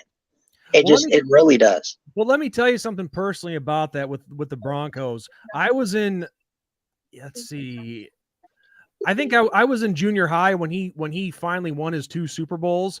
I cannot tell you how happy I was for him to see him finally get his ring. Yeah, I mean, he was one of my favorite players of all time. I grew up, I became a Broncos fan being in Illinois because I started off as a college football fan. So I'm actually a 4th generation Notre Dame fan. So cool. I had no choice, man. It was Notre Dame all the way. I'm the same way. I come from a Notre Dame family. I mean, we have 8 family members that went to school there. My female cousin went to St. Mary's, so I know where you're coming from. Yeah, my mom's cousin was actually the former swim coach of the women's swim team at Notre Dame. Oh, no kidding. Yeah, so we got a lot of connections there. But anyway, so I was like, everybody's a Bears fan here, and I kind of didn't like it because I was like, I kind of want to be different. Right. So makes sense. So I was like, watching college football, and I loved Tim Tebow. He was my favorite player in college outside of Brady Quinn when I was growing up. And I was like, man, this dude is so amazing. He's a great person. He's a great football player. And then I was like, oh, he got drafted by the Broncos. That's cool. And so I already kind of liked them. And then I was watching a game with my family. It was that game where the Bears had a lead. And Tebow had one of his talking about the magical comeback where Matt Prater hit the game-winning field goal. And I was like, okay, yep, I like this guy. I think I'm going to be a Broncos fan. Yeah, well, it's one thing if you're just switching from team to team, but if you're trying to find what team is right for you, that's a different story. Oh yeah, It obviously touched your heart, and you enjoyed it, and yeah, and you know what? It paid off. I got to see 2 Super Bowls in my lifetime, so which I'm sure I feel bad because I know Bears fans have only got to see 1 or 2 in their entire lifetime. So. Well, let me tell you something. When the '85 Bears won their only Super Bowl for the franchise, I was alive when it happened, but I was only 10 days old. So it didn't really count. I couldn't enjoy it, but it did happen. It technically happened in my lifetime, yes. But I do remember when we made it against the Colts. And man, I thought we had that game not won, but I thought we had all the momentum when Hester ran back the opening kickoff, and I'm like, all right, I'm finally going to see one. And then I realized, oh yeah, we're playing against Peyton Manning. Yeah, I kind of have a similar story. I mean, in 2013, I had like a medical emergency, and I was in a coma in the hospital. So I'm sorry, dude. Yeah, so I was in a coma during this Broncos Super Bowl against the Seahawks. And of course, my family knew I was a big Broncos fan. Well, I finally, I got out of what I had, and I kind of was like, a little days. I'm like, did the Broncos win the Super Bowl? Because I knew they were in it, but I didn't really know what happened. And they go, you're probably glad you were in a coma because that was not a very pleasant game to watch. Oh, the 41-8 game. Yes. So. But you got it back. What, the next year? 2 years. Yeah, 2 years later. So yeah. It was pretty fun. I just hope that, because I made a stupid bet with one of my buddies because he's like, you probably won't see Notre Dame win a natty in football your entire lifetime. And I said, I'll take that bet. I'll take that bet. I got probably 70 more years. So yeah, let's just hope it's not 108 like the Cubs. Yeah, I hope not, because I think, let's see, let me tell you something about the Cubs. My paternal grandparents, my paternal grandfather was born in 1910, and my paternal grandmother was born in 1913. So they just missed the 1908 World Series in their lifetime. Oh, God. It's crazy. But yeah, something I wanted to add in, going back to all these idiot fans that think they can do better and whatnot. And I just want to add in my 2 cents, since you told me about you playing wide receiver in high school and all that. Mm-hmm. I played football my whole life too. I mean, I was an offensive/defensive lineman. I sucked. I was a backup. You'd only see me in the game when it was continuous clock. Well, you know what, man? I sorry to interrupt you, but all right. I had a few offers, but it was like D3 community. So like I had one from Monmouth and like East. I think it was East Missouri State, something like that. So it wasn't like anything big time, and it wasn't for me. I didn't want to go far from home if it was like for a D3 school. I know I'm not saying on D3 schools, but it just wasn't something I was interested in. So I was like, I wanted to go try to be a walk-on at Illinois State. And for anybody who wants to or knows what it's like to try to be a walk-on at the D1 level, whether that be FBS or FCS or even D2 for that matter. Yeah. It's very hard. It's very hard. Well, interesting story about Illinois State and where I'm from. You see, I currently live in the Quad City area. I don't know if you're familiar with that. Yeah. Like Moline, Rock Island, Bettendorf, and Davenport, Iowa. Mm-hmm. I'm in Moline, but I actually grew up just down the road in Geneseo, Illinois. Mm-hmm. Now, don't know if you're familiar with that town. Small farm town. But no, I played my high school ball there, and like I said, I'll be the first to admit it. I sucked. I was not a good football player, but I loved the game so much that I was going to stick with it. And my coach told me something that is actually it's actually something that stuck with me to this day. And he said, for all you guys who are thinking about quitting because you're not getting playing time or it's too tough, just remember that if you quit on this, you'll be tempted to quit more things in life. Mm-hmm. And I'm like, holy crap, he's right. So that's exactly word for word what my football coach would say to us. Yeah. Yeah, I believe that if any good coach would say that, but it's also kind of like in reference to all these idiot fans. It's like, hey, if you're going to quit on this team, what else are you going to quit at in life? But I mean, I'll say this for an example. So I graduated in 2018. So my sophomore year, I was good enough to be elevated to varsity for the playoffs.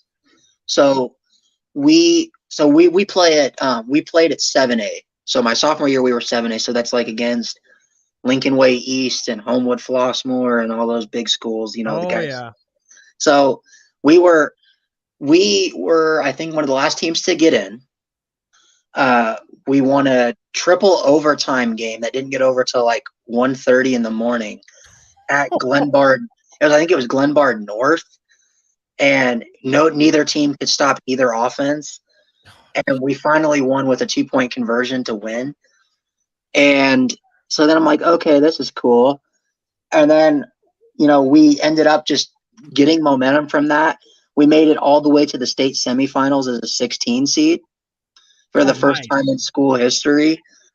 We actually upset the number 2 team in the state and the number 8 team. So, I mean, we had to beat some pretty good teams to get there. Funny enough, we played Libertyville, who was the number 1 team in the state that year. I've heard of them.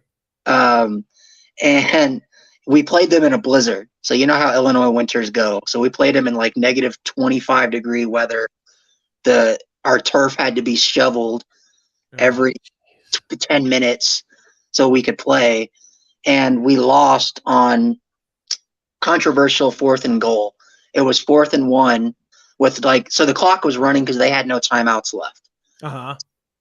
Our defense was hurrying up there, and they were playing it on like Comcast Sports Network because it was the game of the week. Yeah. And me and my teammates, we go back and we watch that all the time. And first thing was we were mad because there was a false start that wasn't called. Because, they were in a hurry to get the ball snapped because time was running out.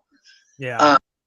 And the second thing is, so the quarterback for them actually was a 4-star guy. He went to Northwestern, ended up being a wide receiver. But it was a quarterback sneak. He ran it to the right. He fumbled the ball, and we recovered the fumble.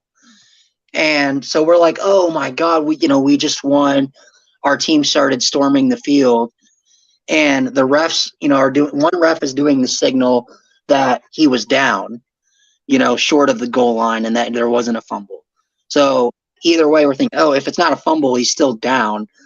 He's not in the end zone, game over. Yeah. Well, then we see the far ref. So you know how they have a ref on the far end that has the worst view of a play. Yes. He's looking at it, and he goes touchdown. The ref on the other side of the goal line said it was a fumble. So we're thinking, okay, well, the 2 guys that are closest to the play, fumble, down, we win, right? Mm-hmm. The refs told us to go back to our sideline, and we're confused. So there's probably like a 15-minute wait. The refs were just sitting there conferring. And afterwards, they come over and they say, Libertyville touchdown. And we were so mad. I've never seen an emotional roller coaster on a sideline before, where you go from crying because you won, guys giving each other hugs, to crying because you just found out you thought you won, but you lost. Yeah, it goes from happiness to pain. Yeah, we're like, wait. And then because we actually just sent a referral to the state to try to get it reversed. And of course, they're like, no, we're not going to do that. Yeah, it's pretty tough. We went back and we watched the live broadcast and the highlights. And if you pay attention, he wasn't down, and he fumbled it before he went over the goal line. So we had to, and it got so much hate online that Comcast Sportsnet had to take the clip down because people were so mad that we lost that game, and our fans were so crazy about it. Well, you can't blame them. I'd be angry too. I mean, this is a once in a lifetime chance that a lot of kids don't get. I mean, in the state of Illinois, with 8 classes, that's 16 teams that get a chance to play for the state championship. Mm-hmm. So yeah, that's your one opportunity for a lot of schools. So I'd be pissed too. Oh no, we were, and it got to a point where I didn't want to say all the conspiracy theory stuff, but we were a school that wasn't, we weren't the number one seed. We were kind of a Cinderella story, a good feel story, and we didn't have the most money in the world. Libertyville is from a nice, rich suburb in Chicago. So, and they get tons of money from boosters and stuff. And so it became like a saying to us, oh, well, they probably paid the refs to change the call. And, but I mean, it even says a lot to that their quarterback at the time, who they said scored the touchdown after the game. And it actually made us feel worse. After the game, he went on his Twitter and said, Bradley Bourbonnais football, great game. Hope we get to play you guys again soon. Definitely was a classic, but I'm sorry you guys had to lose that way.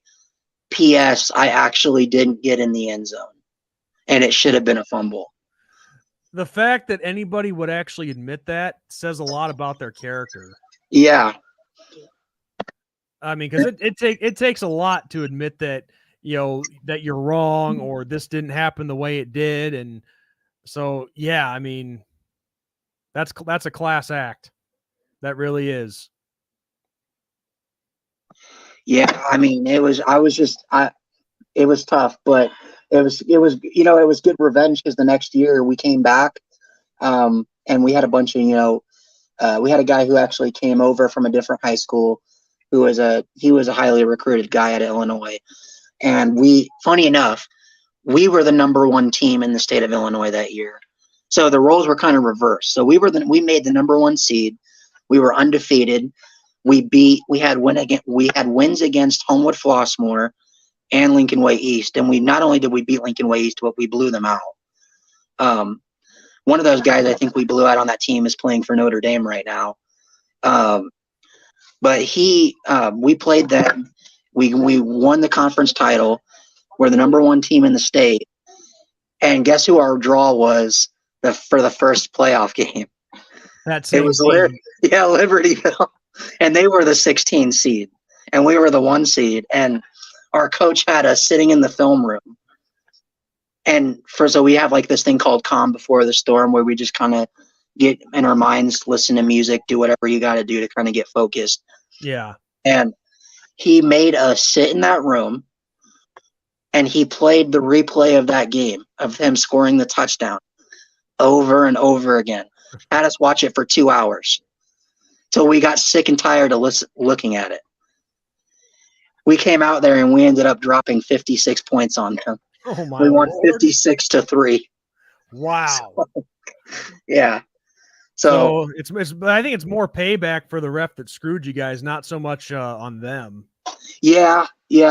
And you can't blame them, but it was nice to have that feeling of like, hey, we came back, and not only did we beat you guys, but we proved without a shadow of a doubt that we were the better team. Yeah. It sucks though that we got that success, and then the next week we played Plainfield North, and they had a really good running back, but we kind of filled our heads with, we were favored by 21 in the newspaper, and got a couple guys on the team went to go party the night before the game. And so it was a Saturday morning game. It was one of those games where you play at like 10 a.m. Yeah. And guys actually came to the high school drunk, high, like an hour before the game. And I'm like, you got to be kidding me. That's stupid. We ended up stupid. We were the number one team at home. We ended up getting blown out 49-10. All because of a few that decided to celebrate too soon. Yep. They thought we were going to win the state title, because after we won their first game, everybody's like, oh, you guys are going to play East St. Louis for the title. And funny enough, East St. Louis made it there. And the team that beat us made it there. Well, that's the thing. That's what teams got to realize is just because you blow out a team in the first round, that doesn't mean that the next opponent is going to be easy. Mm-hmm. Because I mean, like my two varsity years, my junior and senior years, I can't really speak much about the playoffs because my junior year we beat Yorkville in the first round because we kind of go back and forth. Geneseo kind of goes back and forth between 4A and 5A, depending on the playoff points and the classification and all that. But my junior year, we beat Yorkville in the first round, then lost to Rochelle in the second round. But it was my senior year that was the most disappointing because we ended up playing Riverside Brookfield in the first round. And I don't know how much it was. You clearly know enough about them, don't you? Yeah, I do. So you want to talk about a team throwing 50 or 60 times a game? There you go. Yeah. And it was so disappointing too because we had them on the ropes early. We were beating them by like 17, 20 points, whatever it was. And then our starting quarterback, he ends up somebody ends up getting misses a block and he gets sacked. And he's getting up and limping off the field. And our head coach, he sends him back into the game with the play. And people from the stands are screaming, "What are you doing? He's limping." And sure enough, the next play he goes to make a pitch because at the time, we're running the school team's running an RPO offense now, but back then we were still running what's called a wing T, which means you have a quarterback and then 3 running backs in the backfield. And so a lot of motion, a lot of stuff. You have an idea of what I'm talking about. It's almost kind of like the Veer offense in a way. Very old school. Yes, very old school. You go on, you get four yards of play and then go on like 9 or 10 minute drives. That's what we were running at the time. Yeah, I was not used to that. We were in a heavy spread, so it was. But go ahead. Yeah, I was going to say the next play, our quarterback goes make a pitch. You can tell he's still hurt, that his leg is still messed up. He goes to make a pitch. Well, it was a late pitch. It goes like pretty much right over our running back's head because that's how bad of a pitch it was because his leg was screwed up. But fumble, guy from Riverside Brookfield takes it 90 yards the other way for a defensive score. Oh my God. And even then after that, we have to bring in I think the kid was a sophomore at the time, a sophomore to play quarterback. We still had Riverside Brookfield on the ropes with like 4 minutes left in the game. We're winning by 14. And their passing attack, I guess, just got to be too much for us. We couldn't stop them, and then they finally figured out the wing T and how to stop it, and we end up losing to them by a point. Wow! So they went for 2 to win. They didn't go for 2 to win the game. They I'm trying to remember how all it went down. I think the first possession that they scored, I think that's when they went for 2. But it wasn't. Okay. But it wasn't like they went for 2 to win the game at the end. Oh, okay. But no, they scored the go-ahead touchdown with like 30 seconds to go, and with an inexperienced sophomore quarterback, it was lights out. Yeah, we had I got to hop off pretty soon because my wife made me dinner. I want to go ahead and eat, but I my senior year we had high expectations, obviously. So my junior year was the year we were number 1 team in the state, undefeated. We had high expectations the next year because we were returning basically everybody except our star wide receiver that ended up going to Iowa. So we had our quarterback. He wasn't like, he didn't have a lot of offers because he was a shorter guy. He kind of like reminds you of how Kyler Murray is, where he's shorter, but he's got a really good, powerful arm. Not the most accurate guy in the world, but his speed is just like insane. Oh yeah, I know what you're talking about. He was almost the Gatorade Player of the Year in 2017 for Illinois. Oh wow! But so the year we went undefeated, he had, I want to say, so he had 5,000 rushing yards as a quarterback, and he had 2,500 yards passing, and that was his junior year. So he had offers to go play at Illinois, and they wanted him to be like a running back or like a wide receiver. And we're like, oh my God, this is going to be the year we're going to win state this year. Like we learned from our mistake last year. Anyway, we go in and we win our first 4 games and we blow everyone out. So we're 4-0, including a win against Bolingbrook, who was really good that year. And so I'm thinking, oh man, this season's going great. Well, our 5th game, we were playing, I want to say it was Lincoln Way Central. And our star quarterback runs to the right. It was kind of like a design QB run. And I was blocking on the far side of the field, so I didn't really know what happened. But still on the far side of the field, I knew he got tackled. And from all the way on the other side of the field, I heard him scream. No. And I'm like, what the hell happened? So I immediately ran over there. And it also made me mad because the guy who tackled him kicked him in the helmet right after, like in the face mask, and there was no flag thrown. But typical thug, I'm guessing. Yeah. So we ran over there and we're like, he's grabbing his knee and he's screaming in pain. And so we're like taking a knee and we're like, we're trying to help him up. He was on the ground for probably a good 5 minutes until we could get him up, take him to the sideline. And of course, when you see your star quarterback go down like that, and he was kind of our leader, he was the voice and everything. It kills the juice. Yeah, it demoralized us. So we were up 14-3. After that, it went all downhill. We put in it's kind of the same situation you had. We had a sophomore come in. He was a really talented kid. But he's raw. Yeah, he's still a sophomore. He's never played varsity ball before. So he kind of just got thrown into the fire.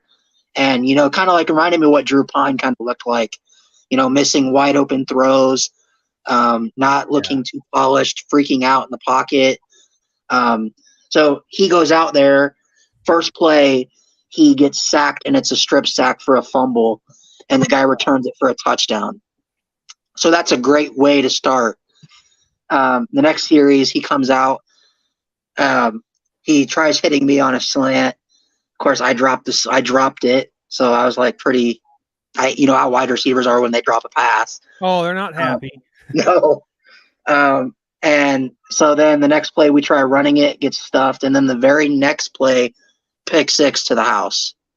Geez, so it just one thing after another, every block falling down. So then we get to halftime, and I'm going over to our quarterback. I'm like, hey man, so what did the training staff say? You're going to be good, right? You're going to come out. We're going to come back and win this game, right? And he's like, he looked at me and he goes, man, he starts tearing. He goes, I don't even want to talk right now. And the training staff had to get everybody away from him. And then they told us all that he wasn't going to play and that he had torn his ACL. Like that's what they feared. And so we're like, So yeah, we went out there and we ended up losing the game 35-14. We didn't score a single point from then on, and I don't even think we crossed the 50. And it was sad because that kid, our quarterback, he came from a bad home life, and football was like his only way out. You hear that story too many times, unfortunately. Yeah, he was staying with his grandma because his parents were both in prison, and after that happened, because he lost the only thing he really had to kind of get his mind away from things. It's sad. He ended up kind of following with his dad in the footsteps that his dad kind of went with. And my mom was good friends with his mom, and just hear, he lost football. He lost all his scholarships because of the ACL. Illinois pulled an offer from him. So he didn't really see a way out. And so he kind of got into things that, you don't really want to get into. But yeah, and then that's bad stuff. And, that kid had so much talent, and he was such a hard worker. You hear stories about kids that come to practice 30 minutes early. Well, he was the kid that would, when we would get out of school, he would wear his pads underneath his pants, like at school, so that he didn't have to waste time getting dressed. And he'd go out there with the wide receivers, and he would tell us, he's like, don't waste any time. I want to throw wide receivers to you guys, like throw passes to you guys, run routes before we have to actually practice. He didn't want to was that waste. type of kid. No, He didn't want to waste a second. no. And it was just sad. And then unfortunately, that rest of the season, we didn't win a game the rest of the year. Man. And of course, after that went downhill, we had guys in the locker room that actually quit the team, turned in their jerseys. Guys, cleaned out their locker rooms after that game.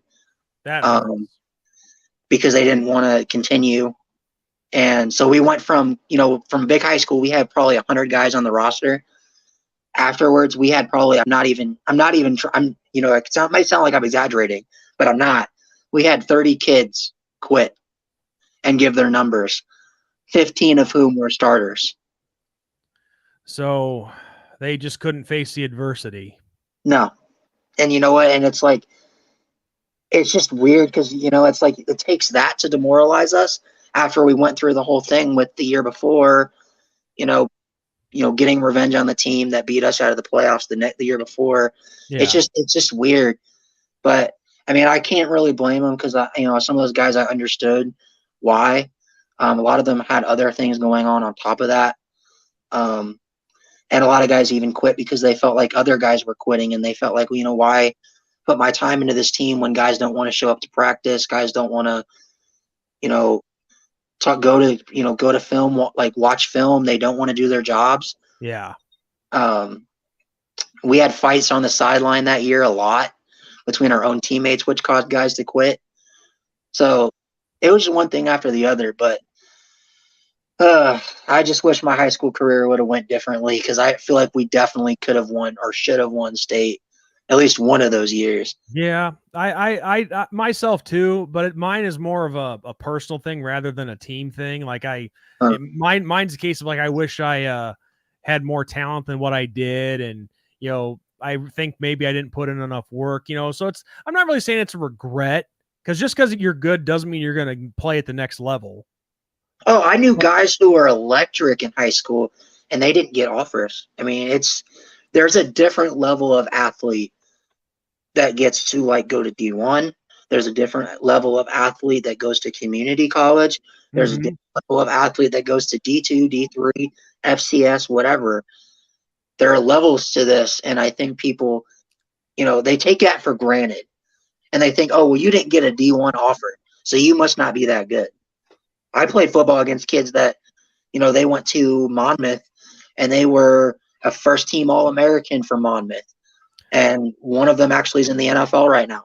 He didn't go to Clemson or anything like that. I got a similar story, and I know you gotta leave to eat your dinner and whatnot, but this is a great story, and it's worth the extra couple minutes. Oh, you're good. From Geneseo, and I actually went to some games when this kid was still playing there. But we had a kid. His name's Drew Himmelman, and when he was at Geneseo, he was a tight end, actually catching passes.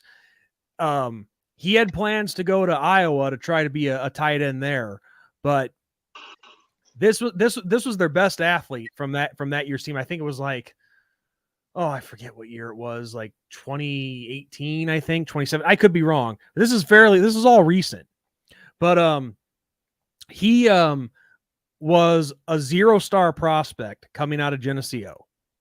Mm-hmm. He was going to go to Iowa, but Illinois State came in and decided hey, we're going to give you an offer, but we want you to be an offensive lineman instead. So he takes them up on that offer. And for 4 years, they build him up as I can't remember. I think he's a tackle, if I'm not mistaken. But they build him up. I think he was the offensive lineman of the year at FCS Division I, and their running back, thanks to the help of his blocking, which not that he's the only one, is the all-time leading rusher at the Division I. James Robinson. Yeah, from Illinois State. Funny enough, I actually got to have class with him, and I I got to meet him a few times. Especially when I was trying to be a walk-on. That dude is talk about one of the nicest guys and most humble guys you'll ever meet. That dude is such a great guy. But go ahead. But I was gonna say, I mean, when you have some, it's just an incredible story going from 0 stars, a 0-star prospect, to catching on with one of the top programs in FCS Division I and completely rejuvenating yourself at a different position and helping your star running back become the all-time leading rusher in FCS Division I. That's saying something. Mm-hmm. Now he didn't get drafted, but he did get signed initially by the Broncos, I think it was. He was active with the team, I think, for 3 weeks. And last I heard, he was with the I don't care what they call them now. I still call them the Redskins. They'll always be the Washington Redskins to me. You don't like the Commanders? No. I hate it more because we don't get political on this channel. We don't talk about that stuff. I talk about this on my personal channel, but not here. But I'll just say this. I hate political correctness.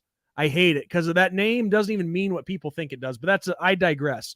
But last I heard, he was with the Redskins, and I think he got cut and is now a free agent. But even so, he got to at least be on NFL practice squads. I don't get why people around.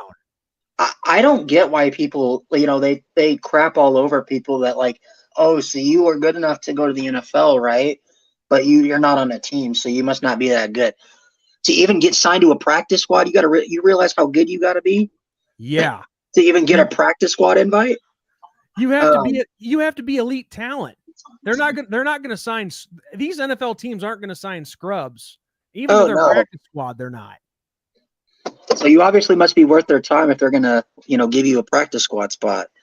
And with Drew Himmelman, it sounded like his problem was being able to block against the bull rush. He had trouble doing that, but it's like, whatever. You still got to play on a practice squad in the NFL. You got to be active for 3 games. How many players out there can say that they've actually been on an NFL sideline or played on a practice squad? Not many. Mm-hmm. There's only 1,600 guys in the whole world that are good enough to do what those guys do. Mm-hmm. So there you go. I mean, but no, it was. I just obviously the only 2 things that kid and I have in common is we both grew up in Geneseo, Illinois, and we both played Geneseo Maple Leaf football. But obviously he's the better talent. But I don't even know that kid. Never talked to him, never met him. But I was so happy to see that one of, I guess the right term would be your brethren have that kind of success. So you want to talk about, I know you were just talking about your quarterback in a negative story, but the point is there's always that feel good story too, where somebody can come back from something.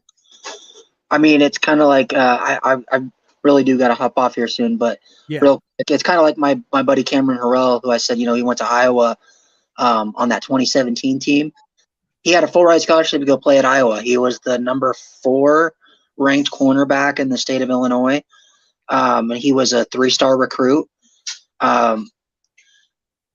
He went to Iowa, and a lot of people gave him crap because he didn't get to play right away at Iowa. He was redshirted. Yeah. And he left Iowa and transferred to Southern Miss, not because of playing time, not because, he's being soft and, not getting to play, but it was because he had a lot of mental issues. His mom was a single mom. And so she took care of him his whole life.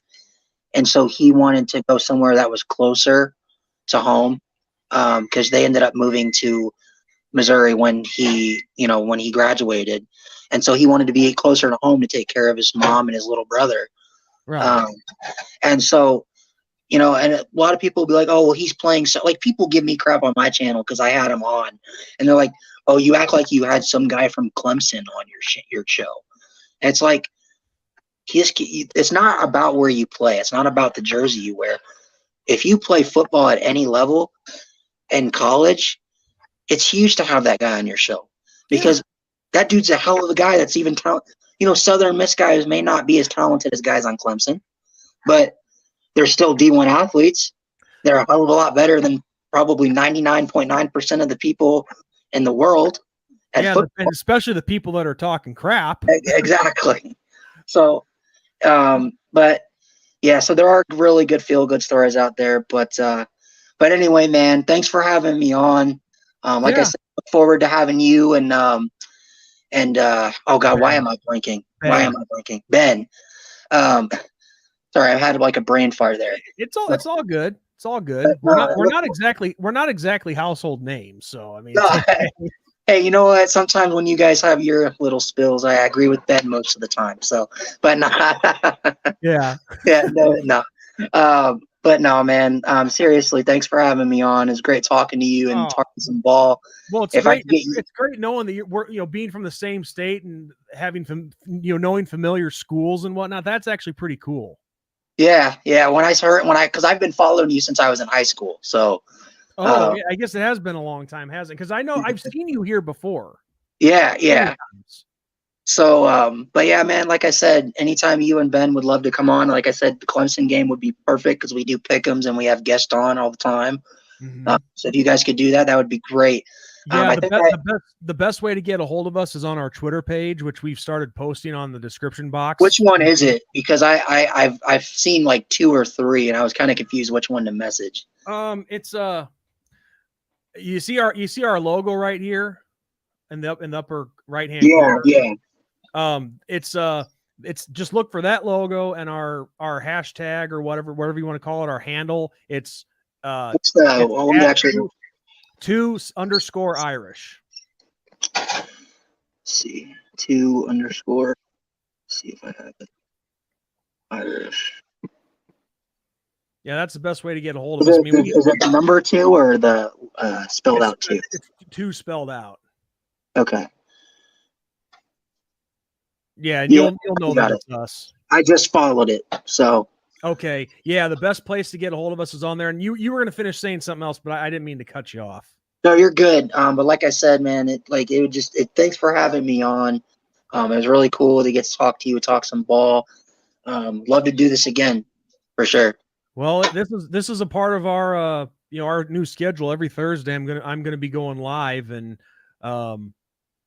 so yeah, you're welcome back anytime because these streams are subs only. So that's not us being dickheads or anything, but just hey, there's got to be something that's exclusive for the subscribers. You know what I mean? Yep. Hey man, if you ever need a moderator or anything like that, hit me up when you guys are doing like your live shows or whatever. Well, I mean, just understand if we do that, we can't pay you. I don't need payment. It's whatever, man. I just like BS with people because it's fun. No, you're good, man. So thanks, no. Man. We'll definitely look into making you a what you call it, a moderator or whatever. And yeah, feel free to come back anytime, dude. It was this last hour and a half, hour and 20 minutes, whatever, was a blast. Yep, definitely was, man. Thanks, man. I'll definitely be hitting you up. Yep, for sure. I look forward to hearing from you, and go eat your dinner before it gets cold. Yeah, I think it's already a little cold. I got to eat myself, and also I got to be up at 5 a.m. That's when I start work. Oh man, that's rough. That's rough. It's an easy ass job. It's a freaking machine shop job, dude. So, but yeah. So you take it easy, Ryan. Yeah, Ryan. That's right. Take it easy, Ryan. It's you too, man. Yeah. Have a good night. Yep, you too. All right, guys, that's where I'm going to call it. All 2 of you that are still watching.